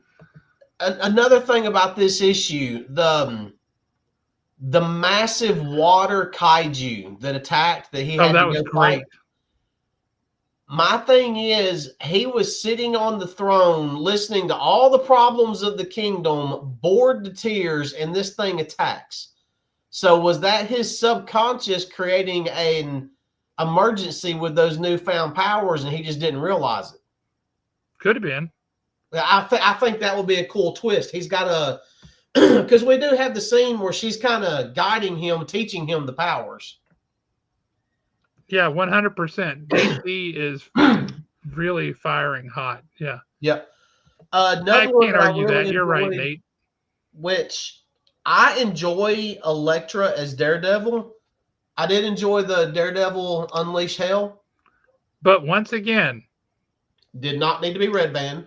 why is there a red band? That's the dumbest thing. I think it's really and truly because of 2 pages. Yeah. Maybe, possibly 3. But what about those pages couldn't be in a regular book? That's one of them. And honestly, I don't even think it's that one. I think it's this one where she's stitching herself up. To me, maybe, but I don't know. It was a good read. I'll enjoy Elektra as Daredevil. This villain thing, whatever he is, I'm wondering if it's going to somehow tie in to what else escaped hell in the normal ongoing Daredevil series. It could not, but I did enjoy it. I kind of hope so. Yeah.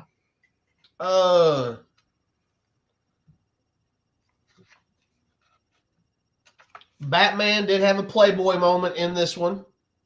Yep. Why am I all blurry? It's just good There's not stuff. a lot of contrasting colors on that cover, so it has a hard time. Yeah. Yeah, we talked about the Daredevil trailer earlier, but holy smokes, does that look good? Oh yeah, I cannot wait until that comes out. We got another month and a half, pretty much, maybe 2 months. Yeah, and y'all, if you don't remember, Vincent D'Onofrio, the Kingpin, is coming to the Huntsville Comic and Pop Culture Expo April 25th through 27th. The show will still be going on, or will have just wrapped up at that point. Come and meet the Kingpin. I gotta flip open the little protective cover thing, but Batman Full Moon issue 3 is out. Yep.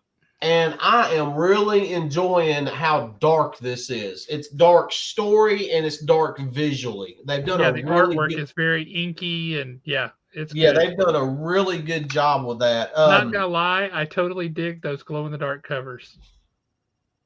Yeah. Yep. I'm a sucker for a 90s gimmick. Justice League Unlimited issue 2. I thought it was a good follow up. Yep. That's a great series. If you're not reading it, you ought to be. I like the mismatch and the people that they're throwing in. There was what do you say? Does Kingpin have a photo set up with a car door? That would be hysterical. If he did, I would get my picture taken with him. We ought to talk to Jeremy about that and see if he could do that, because that would just be hysterical. Just pull an SUV into the photo spot. Number 2 came out a couple weeks ago, Matt. You probably already picked it up. Yeah. And some of these are just stuff that's been in my storefolio for a couple weeks, so we really hadn't talked comics a lot. Geiger issue 10, we have a first appearance of a new character named Ash Arden. Yep. Pretty slick. Some of these I've read. Oh yeah, this one right here. I remember this one being really good. Batman and the Riddler are facing off. It's pretty much, I think Batman has been kind of strange to me because it has never truly felt like there's been any one story arc to it. It's just been one continuous story. I have enjoyed it. Absolute Superman issue number 3. How much did you love it? I really want to see more about Laura, his mom. Yep. I want to see more with her because she is obviously one that is not to be trifled with at all on any level. So, but we'll just have to wait and see. And if anybody is reading Absolute Superman and you have not read issue 3 yet, there is a sneak peek of Aquaman #1 in the back of it, so you can at least get an idea. Daredevil 17, still solid, still love it. Absolute Batman issue 4. I wasn't too The thrilled Absolute with, Universe is ongoing, Matt. It's not limited series. yeah. I was did not, just let Tom know that you need Justice League Unlimited #2. So he'll check if we've got any copies left. We'll throw one in there. If not, I'll place a reorder. And yes, Nate, who would have ever thought that a video game would drive up the value of comic books? Have you seen any of that stuff, Alan? no, Like Fantastic Four #280 and 281, the first appearance of the Invisible Woman when she changes to that Malice persona during the whole Fearmonger run on the story with Fearmonger. Yeah. And she's wearing that very odd BDSM inspired outfit for a little bit. That is, those two books are like $25-$35 now, whereas before that they were $5.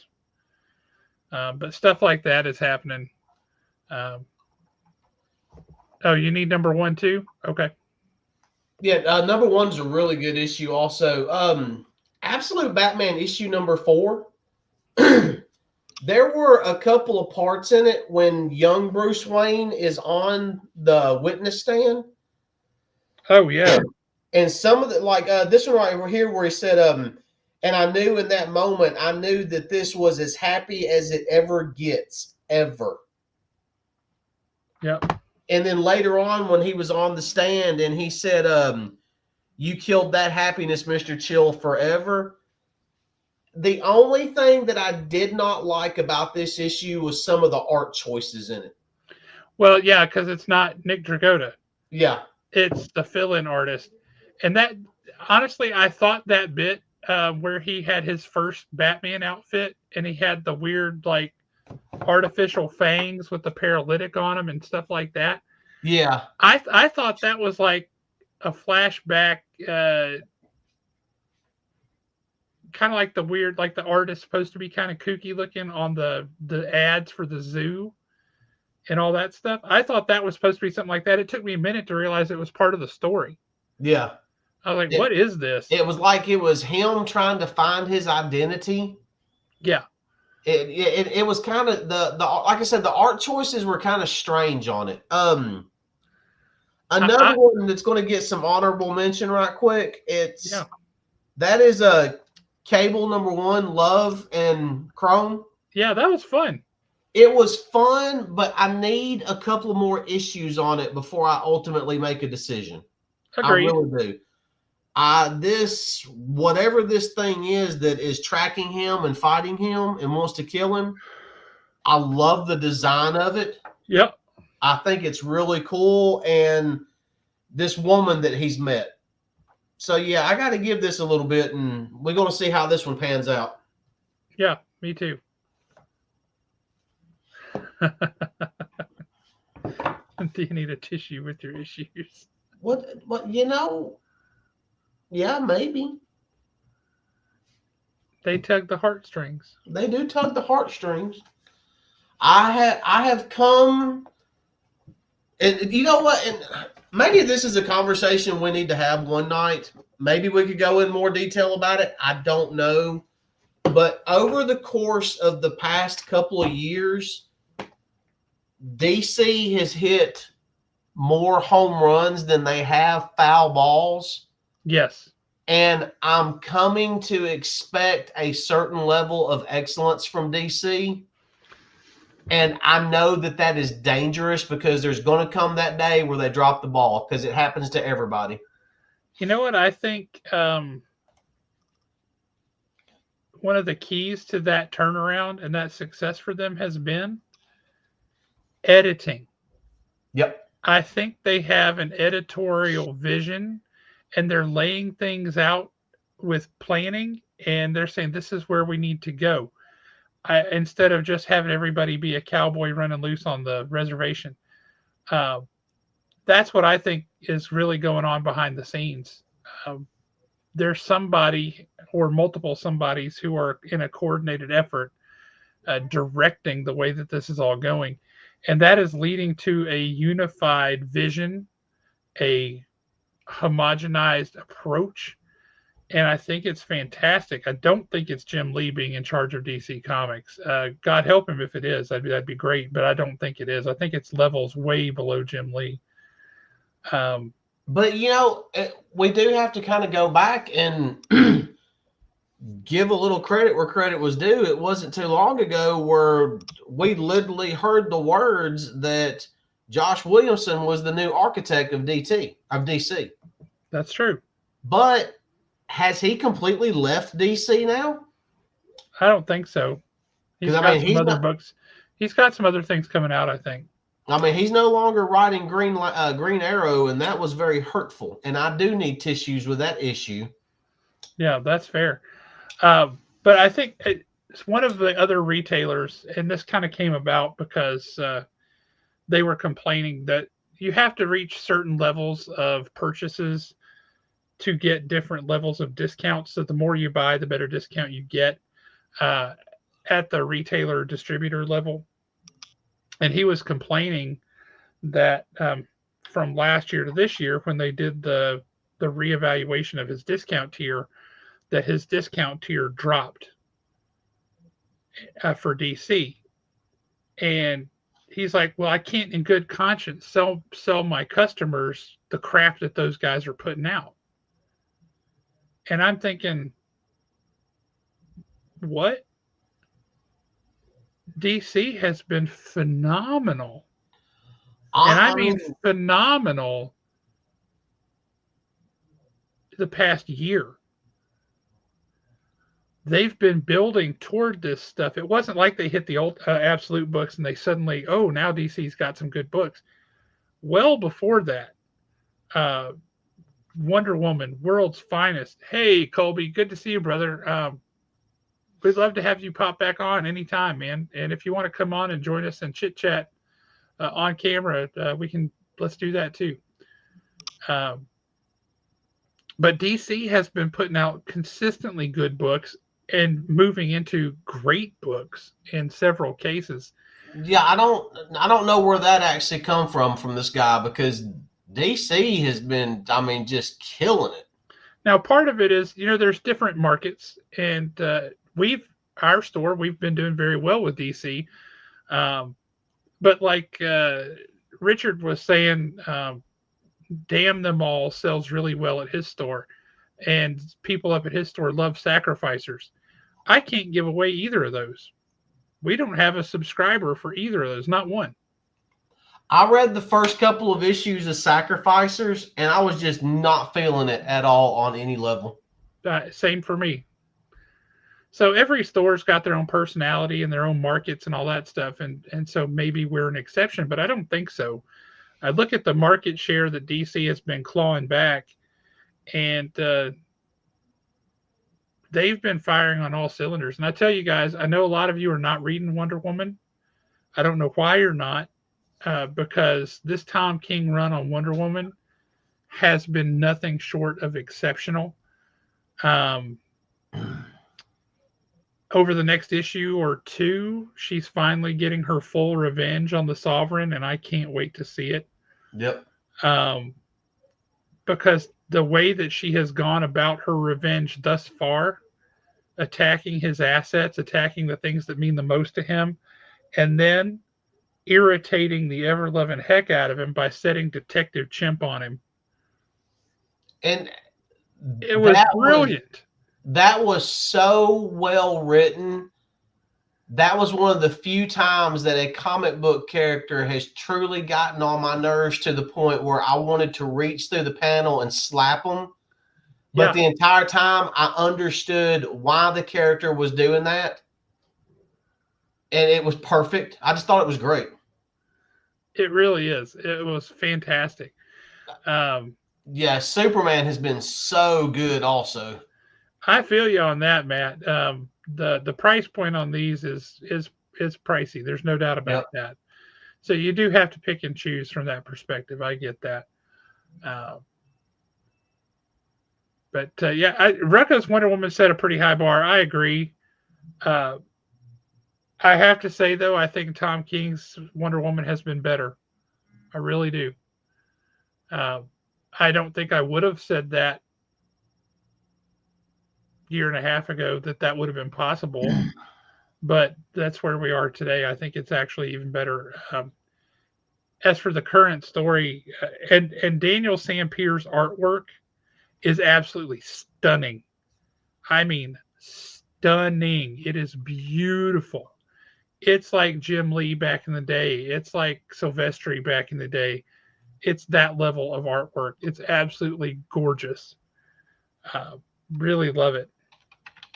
But yeah, the way that he's writing this current Wonder Woman story, if revenge is a dish best served cold, then her revenge is absolutely uh, an ice cream sundae with a cherry on top Mm-hmm. because she is making him pay and she is doing it strategically and slowly and she's demoralizing him and then she's taking away his dignity with Detective Chimp is just fantastic. And I never thought I would ever read a comic book where Wonder Woman is singing a nursery rhyme and is creepy the entire time that it's being played out. And there's hardly any dialogue in that issue either. Yeah, it's that nursery rhyme, just the way everything that's unfolding, and then her in the background just kind of singing it as she's going about changing a diaper. It was just the way Tom King laid out that entire issue was perfect. Yeah, I agree. We talked about this a little bit right before you came on. It feels like they're building toward an absolute Justice League. I hope they're not. I really, really do, because I would much rather let these characters all marinate on their own and develop on their own than to do that. But with them bringing in, they've already got the Trinity in Batman, Superman, Wonder Woman, and now they're bringing in Martian Manhunter, Flash, and Green Lantern. That's six of the traditional seven members of the Justice League. So I don't know. It feels like that's what they're building to, and I'm sure that if they do that, it will be well executed. But I hope that's not where they're going, at least not for a long ways yet. I want these characters to marinate on their own. Is Zdarsky's Batman run ending? Yes. They have stated that he's got a few more issues left, and his 3-year run on Batman comes to an end. It hadn't been 3 years already. Believe so. No. Or two. It's 2 years. Oh, yes, I say. But whatever it is, his run on Batman is coming to an end shortly. Yes, that's correct. What now? Have we heard anything about where he's headed next? Is it Have going to be not. another big book or? I have not heard a word about what Zdarsky's doing next. Absolute GL is going to be Witch Lantern. It's a young black woman. I think it's the one from, God, what was that book not too long ago? It was very Wasn't that Green popular. Lantern Dark? Huh? Was it? Was it No, it Green wasn't Lantern? Green Lantern Dark. It was Fractals or something like that. I thought that just came out this week. No, it's been a book that's been out for a while. She's got the weird glasses that goes this way and then way up here this way. Okay. But Absolute Green Lantern is a young black woman. And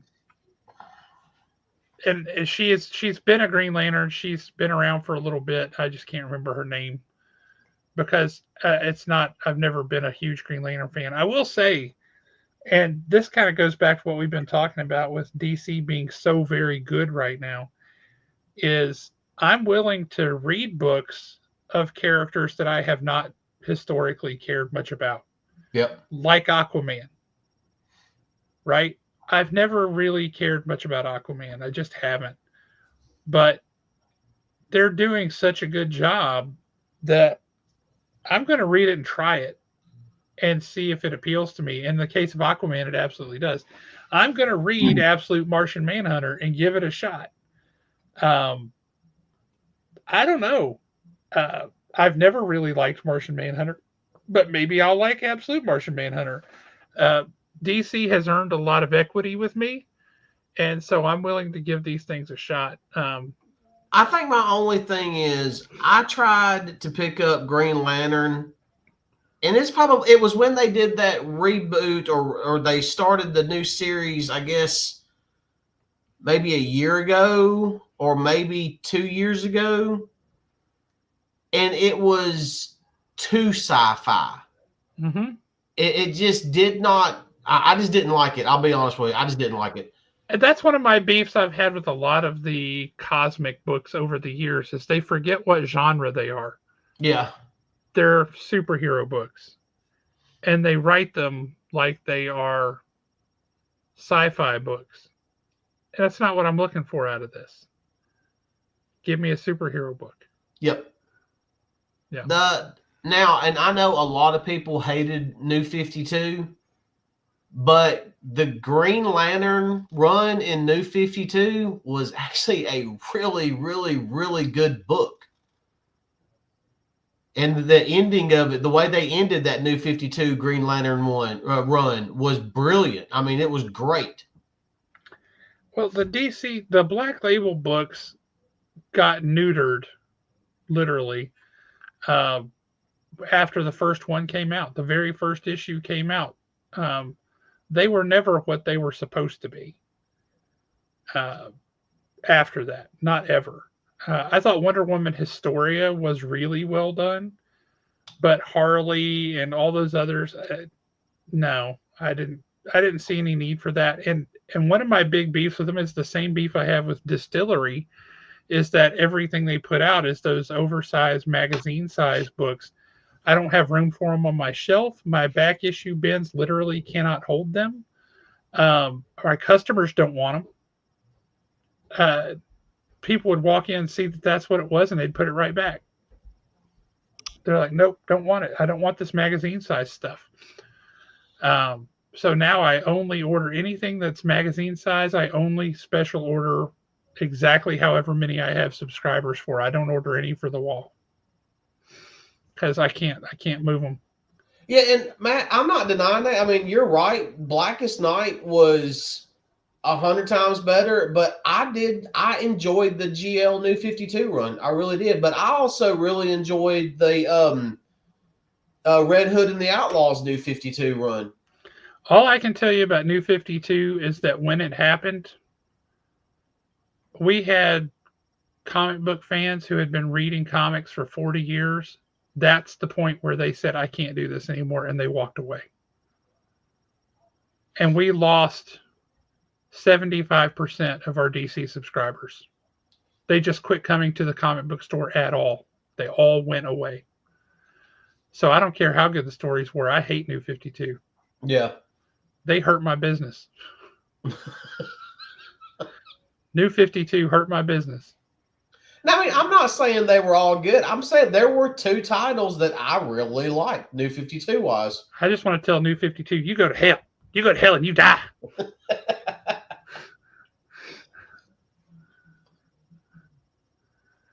But yeah, that was painful. Lord. But man, it's been a long night. We're getting to the end of it. So I think we are going to sign off.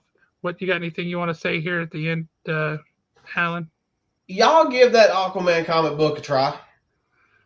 Yeah, seriously, give it a look. Yeah. We have a couch at the store. We got chairs at the table. Sit down and read it.